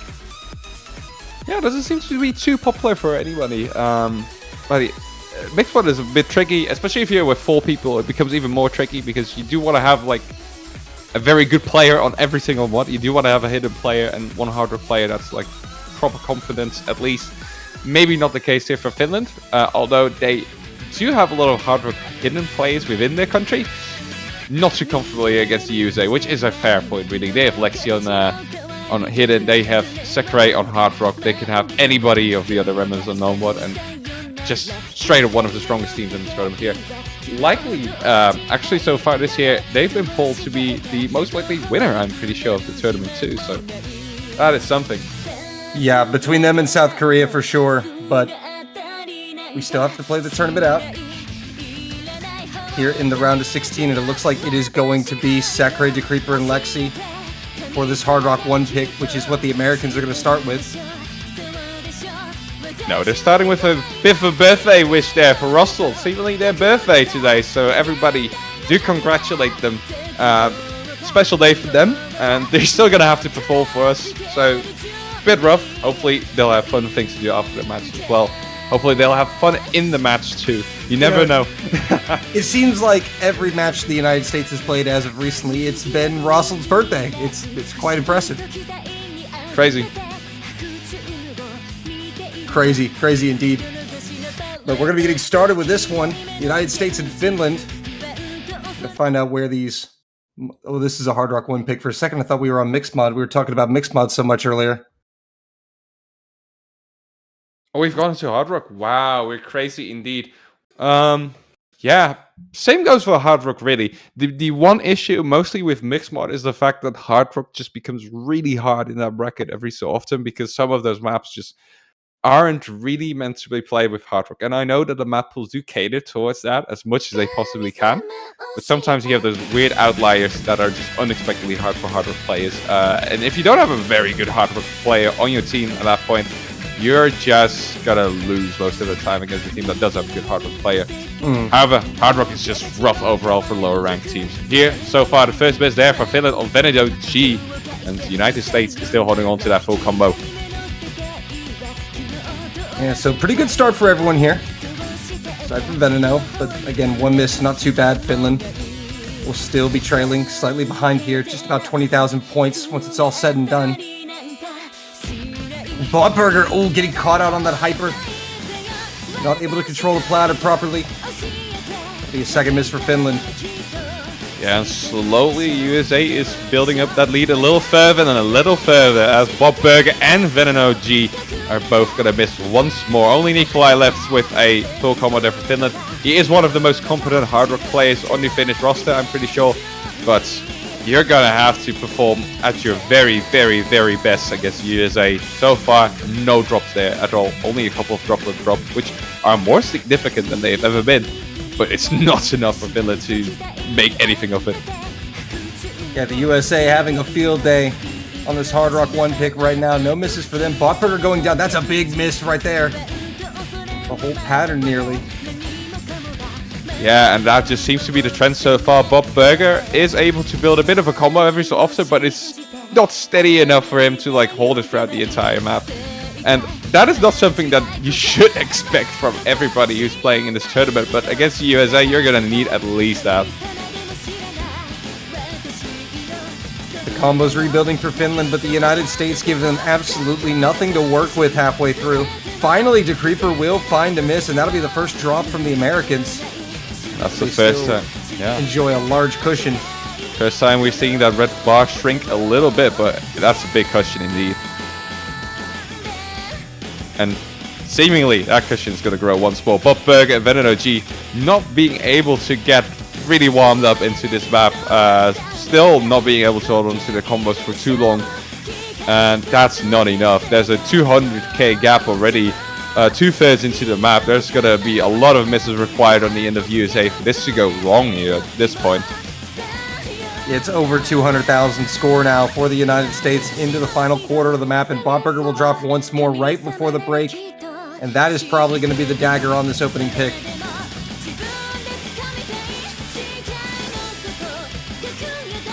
Yeah, no comments here further for the USA. They're just cruising at this point. Nikolai is also going to be dropping their combo for Finland, so you can't even brag about the FC on their own end. Sekre and Lexi's both still performing really well here with the full combo, and really, that Creeper is also boasting a higher score than any of the players on the Finnish side as well. So even if you have 3 the Creepers playing here, would have still been a win for the USA, and that is a very solid opening statement there for the USA. Yeah, definitely a nice job there to start your match on the right foot forward with a dominating performance. It'll be a confidence boost for the Americans as they clock in a near 3 million score on the opening pick. 1-0. Finland will have the next pick. So incredibly close indeed. Only those couple of misses there for the Creeper in the middle of the map, disabling it from being perfect. But really, are you expecting perfect plays all throughout the round of 16? Absolutely not. So this is a monster performance once more. Nikolai with big drops towards the end, and sadly, Finland is gonna have to pull out something out of the bag here. Well, we'll see what they pull out of the bag for their first pick here. You have to imagine it's going to be something along the lines of potentially hidden, or maybe mixed mod, or even no mod. Well, the United States is probably accounting for no mod, considering the fact that they banned no mod here, which does make a lot of sense. It's the oldest trick in the book, right? If you're the weak team, just try and go for no mod, and then try to force a couple of mistakes on the better team you're playing against. Then again, Finland might be able to do something with hidden as well, do a bit of tomfoolery. They're not going to attempt it though. No mod 3 is being picked here. Machine Girl Ghost. Are you scared of ghosts? Not of that one. Oh, it's a cute ghost. It looks so friendly. But anyway, this map is anything but friendly. Probably one of the harder maps in the no mod pool this week. Definitely interesting that Finland have reached for this first. They clearly want to try to break the Americans' concentration, catch them sleeping early here. We do see Russell checking in for the Americans. Botberger subbing out for Finland. Jonsku coming in.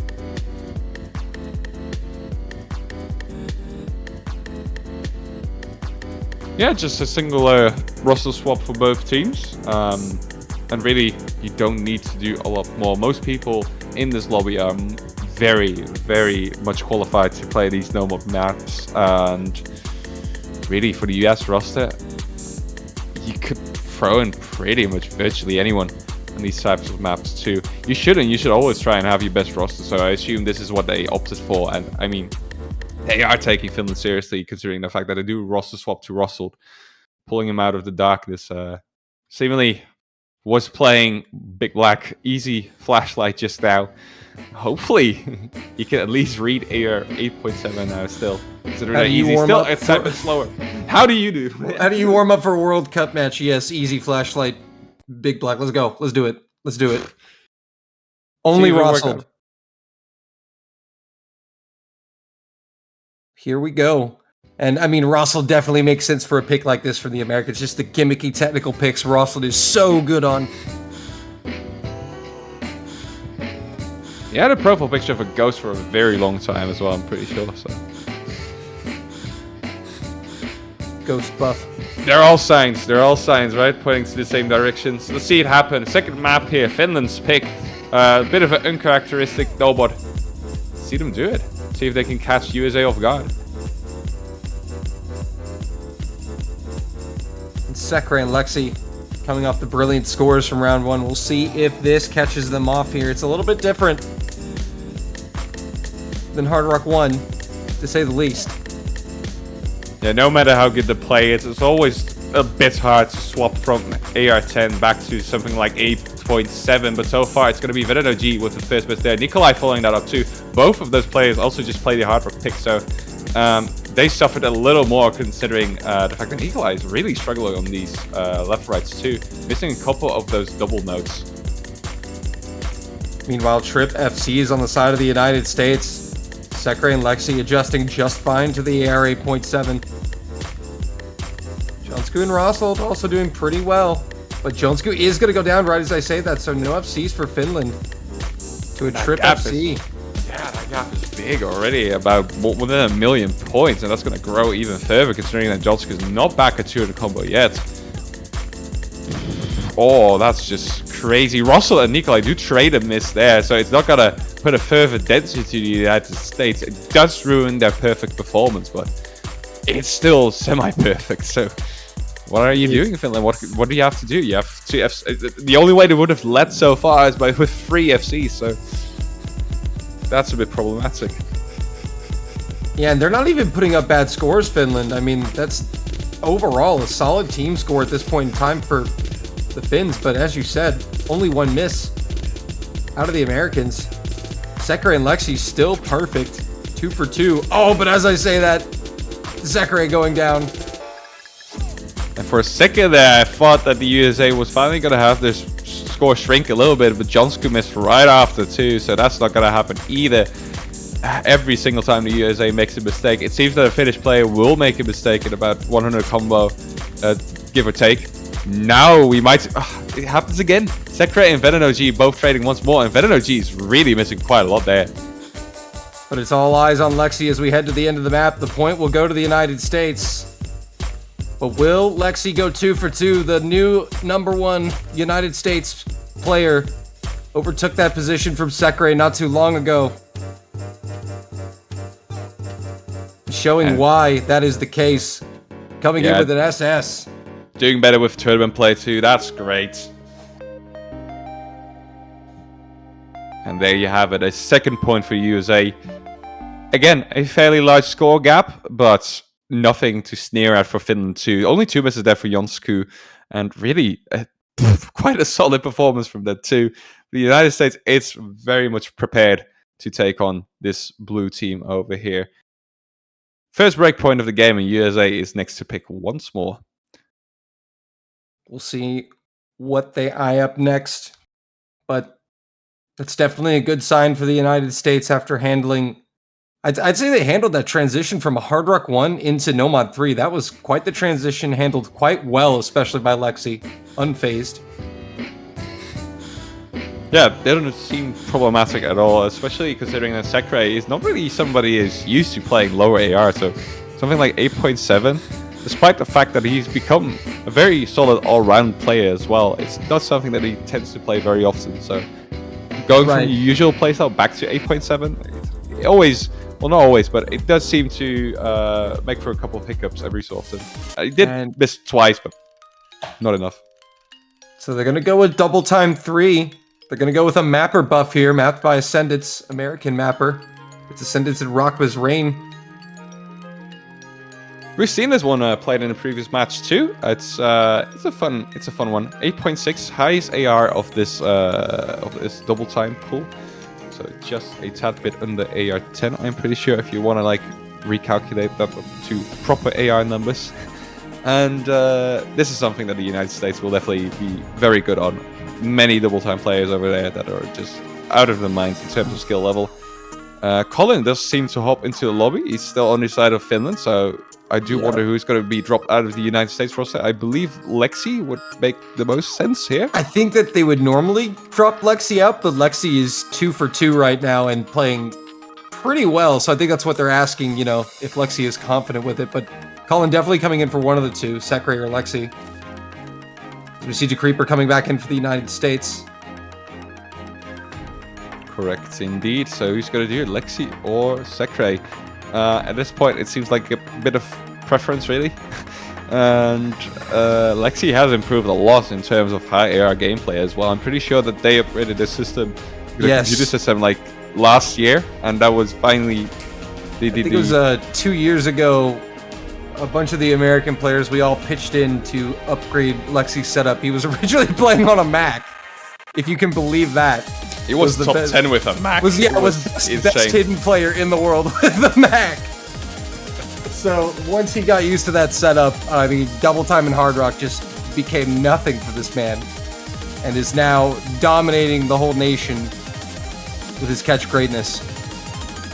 And is so young too. I believe is only about 19 years old, around there. Bright future coming up for Lexi. Yeah, he can still improve, I'm pretty sure. We are always amazed by just sheer amount of crazy plays that Lexi drops. The Creeper, same goes for him.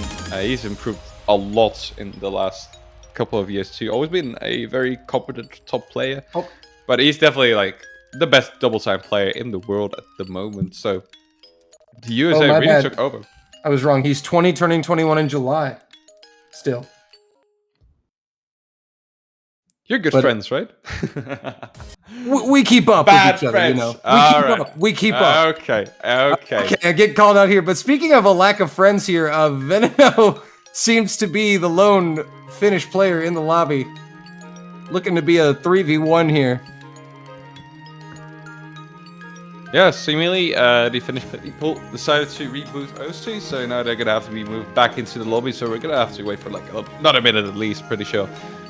Well, they're pretty quick, honestly. Nikolai and Bobberger immediately joined back into the lobby. Will they be able to start the map within the minutes? I do believe they can. That is quite speedy. But in the meantime, Dolan, how have you been doing? Actually, you just rushed into this lobby, saved me from commentating on my own. But I do assume that the public is also wondering about your state of being. Oh, So, I'm make it quick. doing well. Doing well. Can't let a United States match go solo casted. Oh, Can't that leave is my boy true. out to dry in the booth. That is true. I was quite surprised indeed to see that Elix just didn't decide to show up, and I was wondering, like, at least one other American person will have to show up right now, right? So you took the call, and we're running great. It's good to talk with you again over here. Indeed. And then I think that means this match is going to go to tiebreaker now because it's you and me in the booth. So I have no doubt that Finland will run the gauntlet and at least send this to a tiebreaker. Let's see it now. Colin in the first semester for the United States. So Finland is going to be leading this double tie pick for the time being. Maybe that is a start of something. The start of something indeed. First lead of the match here really for Finland. Their first definitive one. But Colin the only miss, approaching that halfway mark. Nikolai is going to go down just after the spinner section. That's just brutal, man. Right after the spinner. And that is going to even things up here, Sarton. That is correct. They do have to consider spinning as well as they can as well against a country like the United States. But Nikolai once more misplacing the catch just a little bit too far to the left. And those drops are coming in for Finland out of the blue. Entire team just dropped the combo. The United States is growing that score lead at a very rapid pace out of the blue. It's to Creeper and Lexi really putting the work in here. Colin struggling just a little bit, but has teammates backing him up quite nicely. Lexi looking to go 3 for 3 here to Creeper. Looking to go 2 for 2. And really nothing Finland can do here. I mean, only one of the 3 players on the side of the United States having any issue whatsoever. That is going to be a ridiculous team score from the Americans. Oh, absolutely. And the Finnish people over there also trying their best. Nikolai just didn't get in the rhythm at all throughout the map, unfortunately. A free miss there from Energy is also very good. It's on the same level as Colin. Actually had a higher score too. But you have 2 SSs you have to box against as well. That is not something you do every day. And that is not something that the Finns were able to do right now either. And that's a fair point. De Creeper able to outspin Lexi for the MVP there. But 2 double S's. And that's 2 double S's for Lexi in the match so far, 3 maps in. And Finland will actually counter with double time 1, so we're going to be staying on DT. Maybe trying to bank off those couple of misses from Colin. Maybe that works, but it is something you can discuss, right? You just saw 2 people on the USA team double S the double time pick, which is something that doesn't quite happen too often in these lobbies. And then opting for another double time, that's going to be rough, right? Indeed. And as you can see, the Americans now will find anything to give each other some trouble over, even if it's a single banana. It makes me glad to be in the booth with you, Conrad. Oh, I'm so happy to have you here again. It's been a year, right? Since we last casted, I'm pretty sure. I think so, yeah. It's got to be a year by now. So it's great to be back here in front of all of you people. Couple of hearts, sending a couple of hearts over your way. And we're gonna enjoy the CWC for sure. We have only just begun, right? Indeed. Only in the round of 16, and the quarterfinal matches are looking absolutely amazing for next weekend. All of our winners bracket encounters, you're gonna want to catch. Of course, Mexico awaiting the winner of this match. We've seen I use a Mexico lineup a couple of times already, and that always tends to be very good. Mexico also very solid team this year, I'm pretty sure. Oh yes, they've been performing quite nicely in their first two matchups. Very consistent despite the fact they only have 5 players. I mean, they beat the Netherlands 6-1, the one team that beat Indonesia, so if you're gonna power scale that up... Yeah, how was that match, bud? That match against... We want to talk Indonesia or Mexico right now? Indonesia. That was fantastic. That made me very happy, especially considering that Indonesia is just such a great country. Great people over there too, so it's always in a friendly manner, right? But it feels great to win as the underdog. And we haven't really had those moments in the last couple of years in CWC for the Netherlands, so hey, I'll take it, for sure. And Finland's gonna have to try to do that as well over here against the United States, right? Run the gauntlet? That's what you said, right? Yeah, at some point, they're gonna have to start running it because they're down 3-0. But they're looking to get on the board with this double time 1 pick. You see the creeper Lexi Collin in the lobby. Finland still finalizing their roster.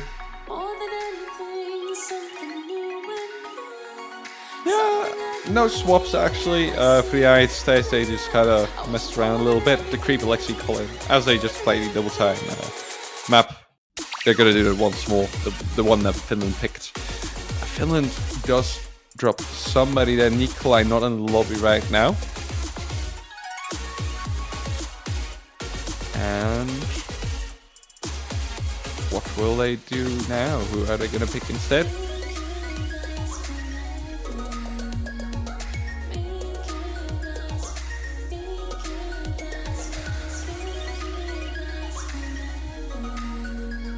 Looks like we're waiting for Veneno's client to stop lagging, so looks like that'll be the lineup.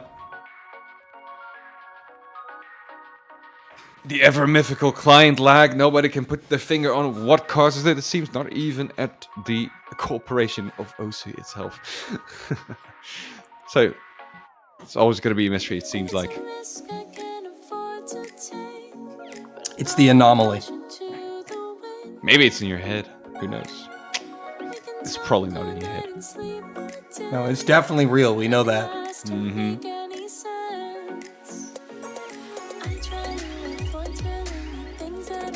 I believe that everybody should just opt to buy an 8-core CPU for OC. I think that'll fix most of these issues, right? So here's my tip. Hey, I'll tell you, I never really had any issues with lag. Just saying. That's one way to get around it. Looks like we're finally going to get started on this round number 4. As Veneno is in the lobby for Finland, and the players are readying up. We'll see if Lexi can go 4 for 4.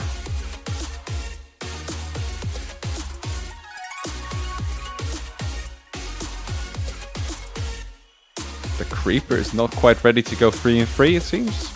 We're getting him to ready up right now, and then we'll be finally on the way with Super Hearts from Auto Fanboy.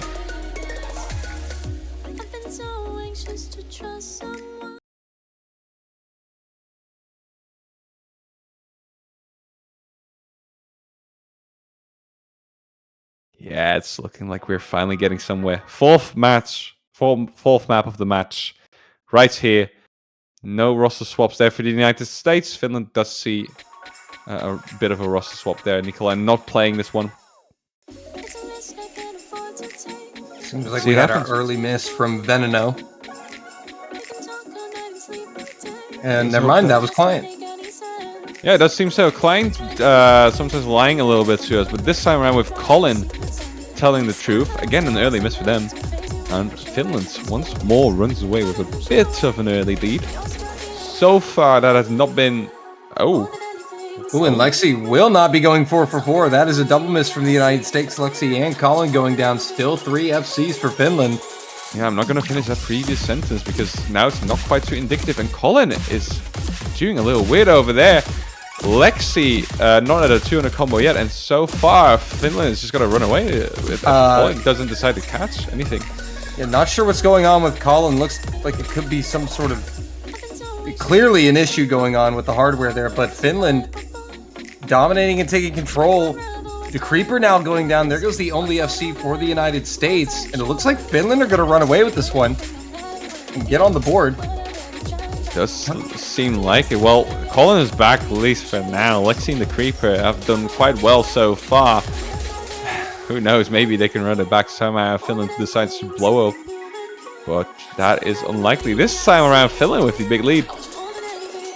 Yeah, not sure what happened with Colin there. Could be latency input. Could have been an issue with the dash key. But there was definitely some sort of issue. But regardless, Finland putting up pretty decent team scores here overall. We definitely would have heavily contested this point and probably would have even taken it from the Americans.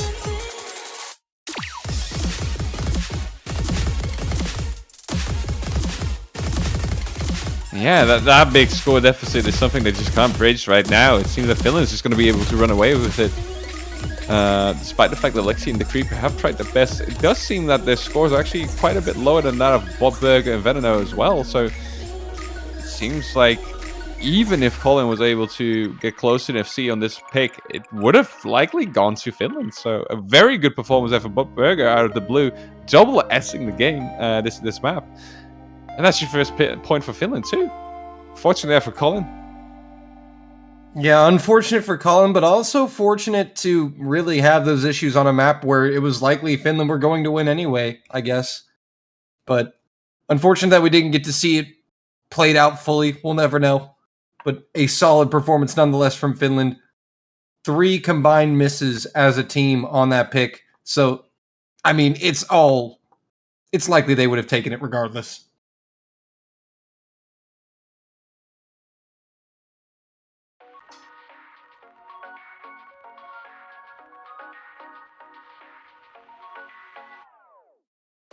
It's a risk I can't afford to take, but I'm throwing caution. All right, so United States next up to pick. We can talk all night and sleep all day, but nothing has to make Map pool is wide open for them. Hidden has not been picked yet. Hard Rock 2, 3, open, double time 1, mixed mod 1, as well as 2 no mods. I mean, they have to reconsider double time for a little now because despite Colin's performance there, it seemed that the Finnish players were just playing better on that one. So again, it would have been quite unlikely for the United States to pick that point, even if Colin didn't lag there. So what do you do then? Do you just go for Hard Rock? Because, well, Finland does have Nikolai and a couple of other players that can do that too. Or will we finally see somebody dabble into that hidden map pool? Because, well, that is something that the United States is also quite good at. They do have Trent back into the roster as well, who used to be one of the greatest hidden players in the world as well for a long while too. I'm interested in seeing them play as well here. And it looks like that might be the case. They are bringing up Trent's name in the lobby. And it is going to be Hidden 1 from the United States. And seemingly Trent is going to be playing.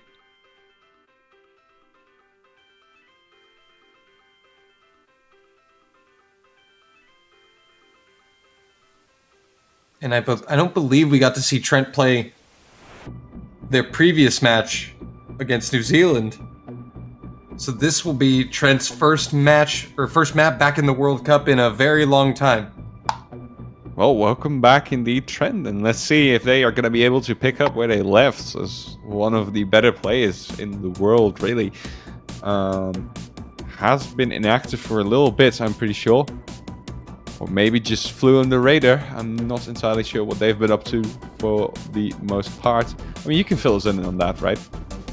As a fellow American, you probably know, Delvin. Well, I mean, he's been kind of inactive and inconsistent, coming back here and there. But I know for a while he was restricted from playing in the World Cup, and I know that this is his first year of eligibility back since that restriction was lifted. So knowing that, Trent started playing the game like wildfire. Leading up that to the makes tournament. sense. Was very makes a lot of excited sense. to get back into the World Cup lineup, and the United States very happy to have Trent back. Oh, I reckon they are, for sure. Again, most people saying that this is the best team the USA has had so far in the World Cup. And it is the top 6 players, like in rank-wise, in the United States as well, for the first time ever. So if that doesn't tell you enough, then I don't know either. They are looking for that win of the tournament here. If this But won't Finland- beat Korea, nothing will. It really, yeah, it kind of goes that way, yeah. And Finland, well, they put a little dent into the record of the United States so far. Trent already having a 590 combo for us on this client lobby. We told you, best player in the world. Oh yeah, just makes that up and rocks it. But yeah, we're back to normal states, to the normal state of things again, as we get into that 5th map. Finland, will they be able to increase the damage here after that loss on double time? Well, I certainly know that Finland are a capable hidden team, so they should be able to put up somewhat of a fight against this. But, you know, Trent's got Lexi and Rossold as backup going into this. So it's a formidable hidden lineup that Finland have to deal with. We'll see how things unfold as the map now begins to unwind here.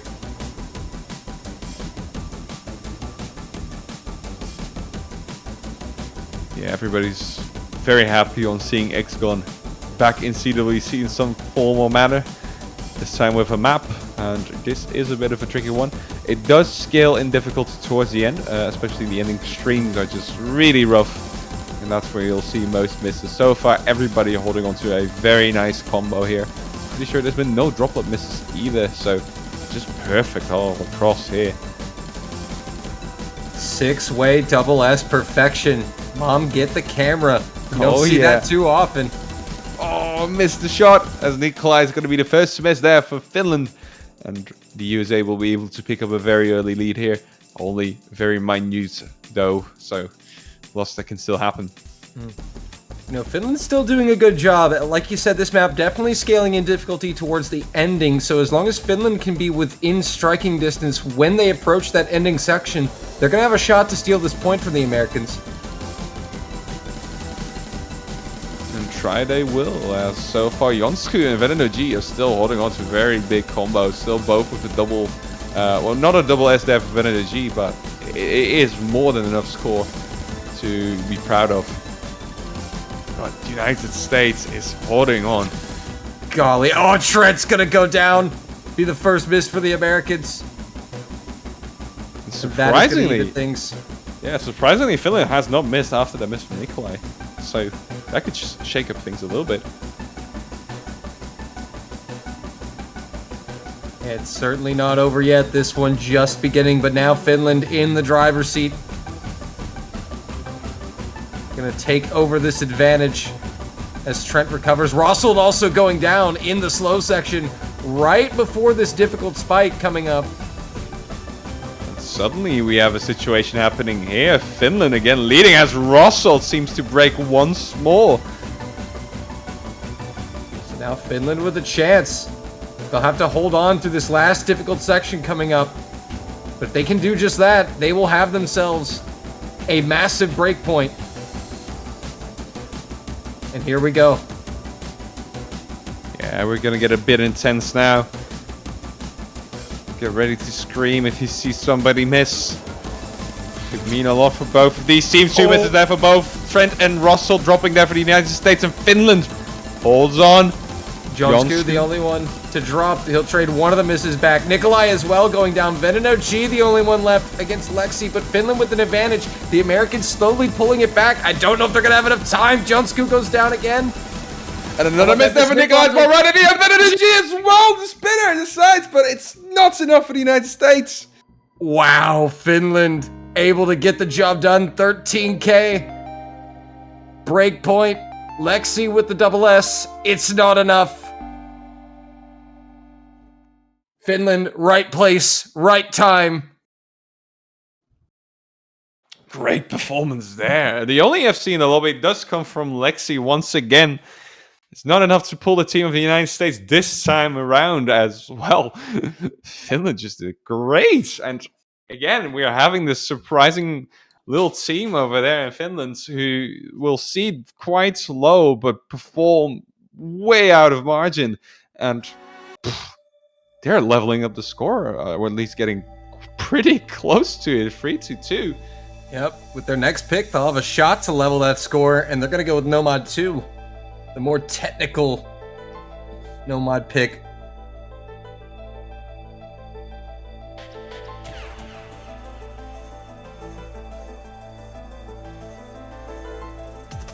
Yeah, we see a lot of talk about Pick'em so far. As a lot of people did predict a 6-0 score for the United States, and I do understand that. It's quite surprising to see that just not happen here. Finland taking up 2 points already.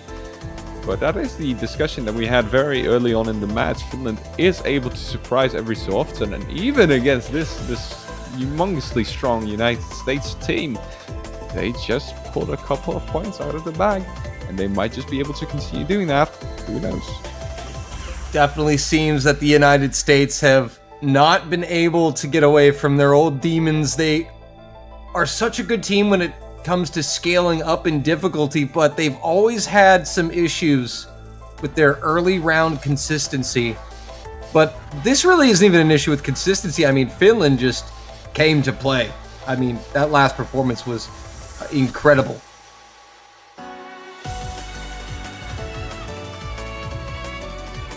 No, Lexi. I will keep calling out your weaknesses for the sake of an entertaining match. Hold this man back. Hold him back. oh gosh. And they're going to be starting at 5. What is going through the heads of the United States at this point? Do you feel like they might be a little bit nervous by now?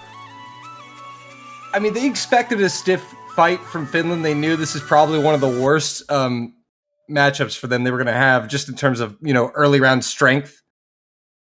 But I certainly can imagine that they didn't see it going this way.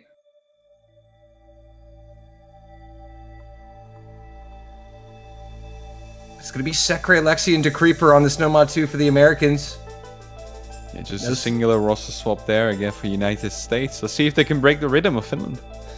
Yep. Meanwhile, Finland, no substitutions. They'll leave their 3 players in. They've been getting the job done. Yeah, and they only have 1 substitution while we're at the creeper there with the first miss for the United States, and maybe they'll be able to get the job done once more. Lexi gonna follow that up. This is becoming a bit of a surprising match. Seeing 2 misses there for the United States. I mean, it's not indicative of what will happen towards the end. This is very early on in the match, but we do not expect Finland to take an early lead every single time. They've done that 3 or 4 times in a row by now. They did lose one of those times, but picked up 2 points. And so far, they're doing very well. That is a consequential miss there from Nikolai at the end of the break. Absolutely brutal. So that will allow the United States to pull back some of that score that they lost.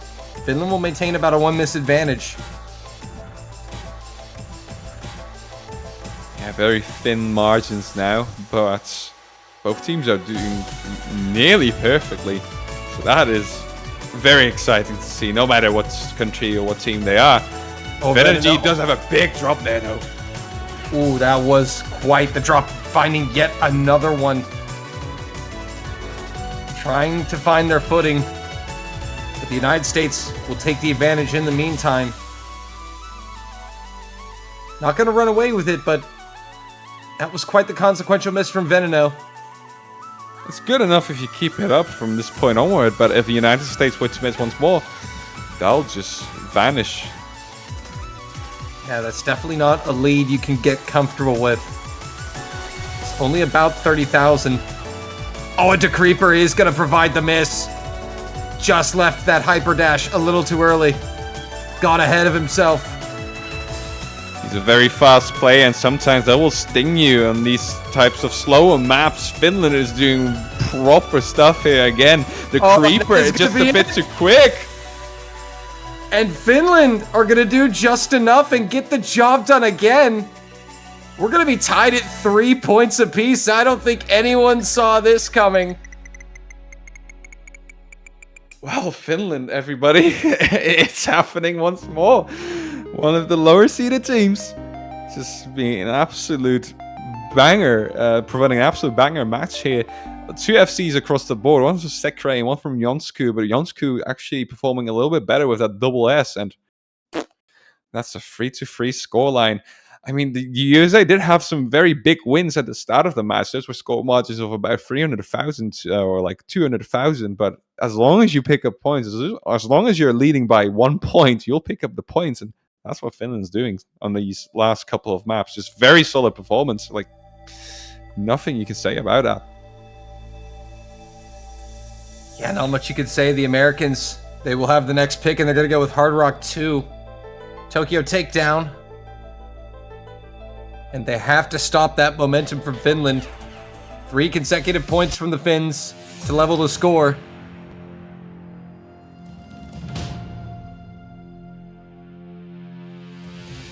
Yeah, and so far we've seen everything except for the other mixed mod pick being utilized by these teams.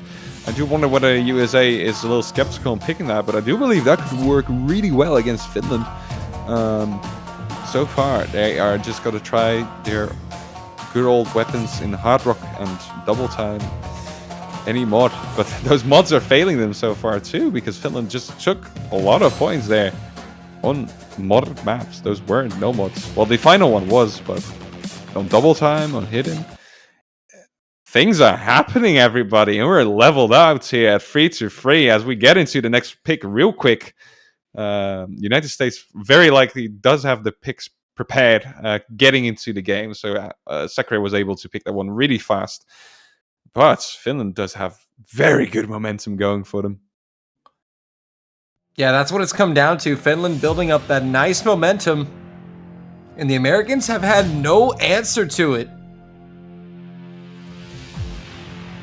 So Sekre, Lexi, and Decreeper once again will take up the Hard Rock for the United States against Veneno, Botberger, and Nikolai.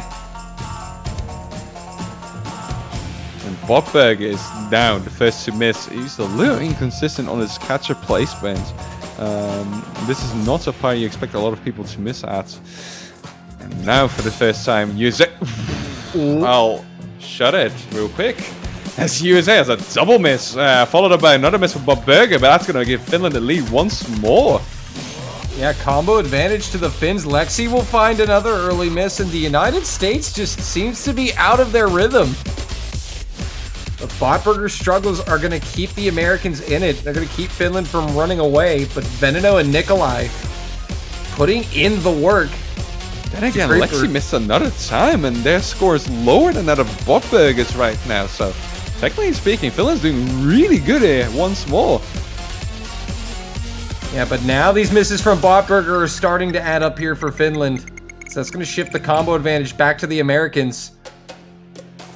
Despite the fact that Finland has about a 50k lead.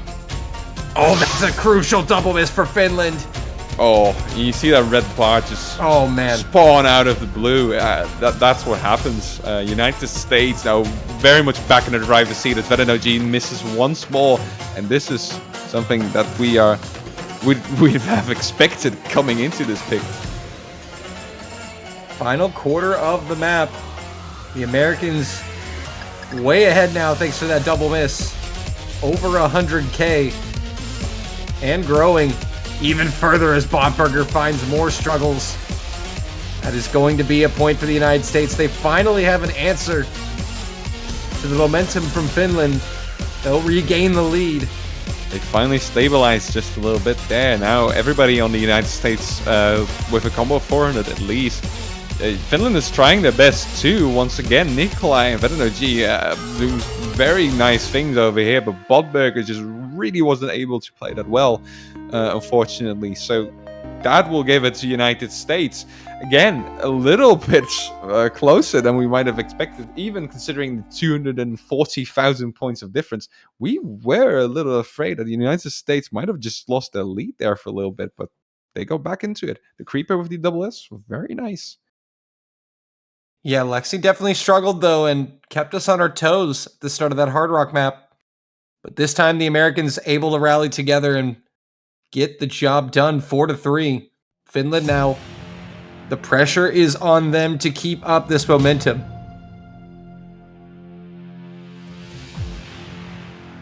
Now, where do they go? The only Nomad left is the Convert Nomad 4. Hidden 2 and 3 available, Hard Rock 3, Double Time 2, and Mix Mod 1.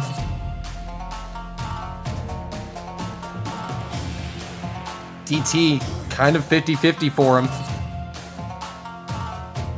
It's the final one too, so it's rough. I don't know exactly. Well, Finland is starting to run out of those comfortable picks, I do believe, because will they go for the convert or will they not be comfortable in that? I would say that Finland does have a fairly strong roster of convert players too, especially Nikolai. Looking at Nikolai directly here right now. But they are running out a little bit of. It's going to be DT. They are going to go for Milk. The last double time map available. Yeah, let's see it happen. Like, the thing with the previous double time win of Finland is they will have that in the back of their minds for sure. The fact that Colin lagged in the middle of the map, that just provided them the win and gave them a bit of peace of mind there. That might not be the case anymore, because, well, if the United States doesn't have any lagging players, it's gonna have to come down to sheer points of difference again, right? That's logical, obviously, but hopefully they did not build up any sort of hubris from that previous pick, because they did just cleanly win the no more pick before that. It might have been a better option to try and go for that then again, especially considering the fact that the convert pick would shake up the momentum a little bit, because it's just a little weird and a little different compared to the other maps that have been played so far. We don't see these convert maps pop up in the map pools that much anymore. But double time it is. They should know a lot better. I'm not in their team, not a part of it. So I do wonder how far they can take this and whether they will be able to level out once more. Finland and United States starting their 8th map. You know, a lot of people also forget about Finland in the 3-digit Catch World Cup. They always compete for spots on the podium. They have that depth of experience when it comes to tournaments. Putting that to good use today. So far, a clean start for everyone on the double time 2 pick. Looking very solid, and we do have to remember the fact that the skill gap between a 3-digit and a 2-digit is shrinking the more players come in. So winning the 3-digit World Cup is still a very nice achievement, and the Creeper is sadly not going to be performing very nicely here together with Sekrai. Not something they can. Not a great achievement here for the United States on those misses, and Finland is leading once more.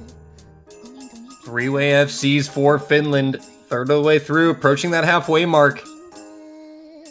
This is exactly what you want to see if you're a Finland fan. Into the spinners. No one caught out. Yeah, that is most important here for Finland, not being caught out. Jonsku there was the first miss for Finland, giving the United States a bit of score back, but it's not quite enough to give them the lead. Not going to give them the lead, but it definitely gives the Americans a way back into this one. Now Botberger goes down. That's going to even the score. Multiple misses from Botberger. This should flip it back to the Americans if they can hold. If they can hold, that is. And we've seen a couple of misses from Lexi in the past few maps too. Hopefully they can hold their nerve here and finish this one without dropping anything. So far it's looking good, but the scoreline is still very close, despite the fact we're almost ending the map here. A single miss could still shift things. Oh yeah, it's still anyone's game here. Coming down to the last sections, but Botberger's miss is gonna be the dagger. And there'll be plenty for United States, and they're going to be running away now with the last 3 seconds of the map, increasing their score lead a little bit. And that's going to be a solid point. That's 2.9 million scores. That's a 2.9 million score out of Finland. That is not a bad team score at all. Putting up one hell of a fight, the Finns are, against the number 1 seed. It is going to be match point for the United States. They do have the pick. And now you got to wonder if a timeout is going to be called. No, Sekre knows exactly what he wants and is going right into Hard Rock 3. They want to end this right now. They are 7.1 in the Hard Rock bracket. That is definitely new age type stuff. It's always nice as somebody who doesn't really play a lot anymore to come back into the game every so often, see what things have changed, and these maps are getting quirky and fun, and I really do dig it a lot. That's right. You are a speed player, are you not? Am I? Speed I don't know. as in I enter and I leave real quick. Yeah, absolutely. Yeah. Oh, well, in that case, I'm quite the speed player, dude. Oh. In that case, Motion's got nothing on our double time, if that's the case. He should be afraid. He should be absolutely terrified even. XCon is shaking in the corner somewhere. Don't you get close to us? Absolutely not. United States, Hard Rock.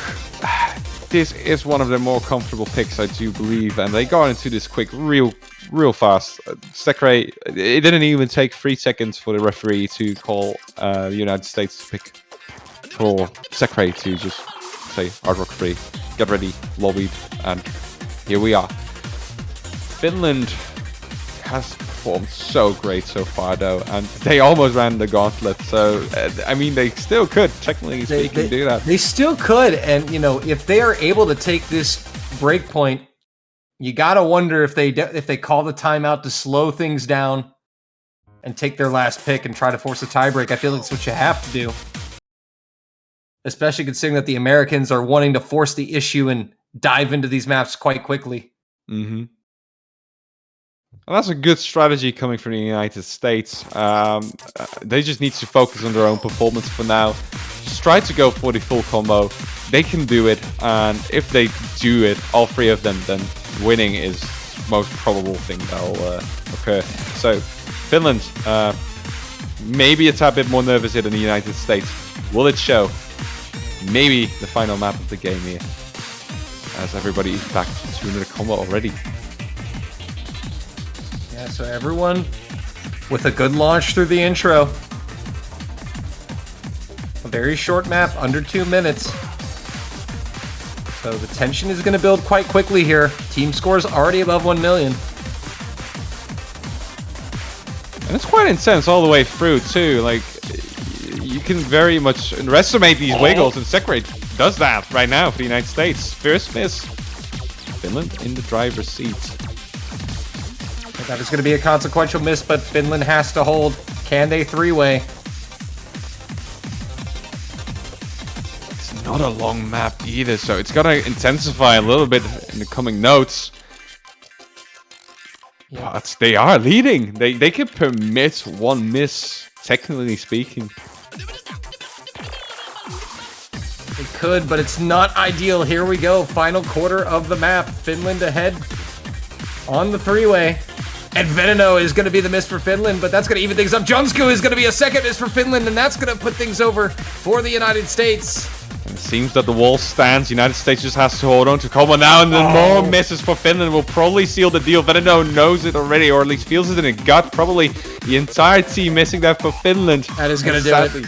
Yeah, that's not going to make it too exciting anymore. United States, with the singular miss in their end, is able to pull through at the end with a 6-3 scoreline. GG, well played from both teams. It'll be 6-3 USA, 2.9 million points for the United States. Lexi and DeCreeper coming in with a pair of double S's to round things out. They're definitely going to be clowning Sekre for that in the chat later, as they always do. But Finland, what a performance. I mean, I think a lot of people had this team pegged for maybe a 6-0, 6-1 loss in this matchup. Really dug their heels in and were actually able to take advantage of their opponents' inconsistencies just by performing well and focusing on their game. So sneaky, but it's great to see. It's great to see these lower end teams be able to perform so well in the earlier round. That's the entire reason why the map will increase in difficulty as the tournament goes on, to have these kinds of matches happen. Whether you like it or not, it at least makes them more exciting for sure. But yeah, we did get the predicted winner. It didn't go without a couple of hiccups and stumbles, and hopefully the United States will be wary of those for the coming rounds too, because the teams will only get stronger. Well, they're going to get Mexico next week, so that's going to be quite the match. They definitely know what they have to work on for next week, but I'm sure for now they'll just be happy they come away with a hard-earned win over the Finland. 6-3. Finland will be playing... Who are they playing in the losers bracket? I believe we said this earlier. But it's going to be Vietnam in the loser bracket. Alright, so one of the lower seeded teams as well, I'm pretty sure. And Finland has been absolutely killing it so far in the tournament. So let's see if Vietnam has any sort of answer for them for this game, for the upcoming game. Well, we've just got 3 matches remaining, all of them in the losers bracket. So they're all going to be elimination matches. The next one coming in about 2 hours, Denmark and Colombia. Then we'll also have Brazil and the United Kingdom, and finally Peru and Belgium to wrap up the weekend. Yeah, it's been an exciting weekend. There's been a couple of upsets. There's been a couple of very, well, not the closest matches in terms of scoreline, but definitely close matches in terms of just how exciting some of those maps were, despite the fact that they did not, again, represent themselves too well into the scorelines. But it's been good fun so far, and these 3 last matches should provide some very nice screen material for us viewers as well, so you don't want to miss out on those. You do have a little bit of time to settle down. 2 hours from now, we will go into Denmark versus Colombia, so just do whatever you want with that free time. What are you going to do, Dolan? I'm going to get ready for that match because I'm going to be right here in the booth. Ooh. We'll see you later tonight then as well, and you'll maybe see me later tonight as well. We're just trying to figure out a couple of things. But it's been great fun casting with you once again, Dolan. It's always good fun casting with you. We always have some fun. All this team on the block, right? We've been doing this for years, mate. Yeah. Back at it. But we're going to get out of here before Trusk rages any further. We all want to eat something and just have fun time. Personal fun time as well, so let's do that. That as well. Oh, but yeah, definitely come back. 2 hours. Denmark, Colombia. We'll be here. We'll see you then. And take care. Bye-bye.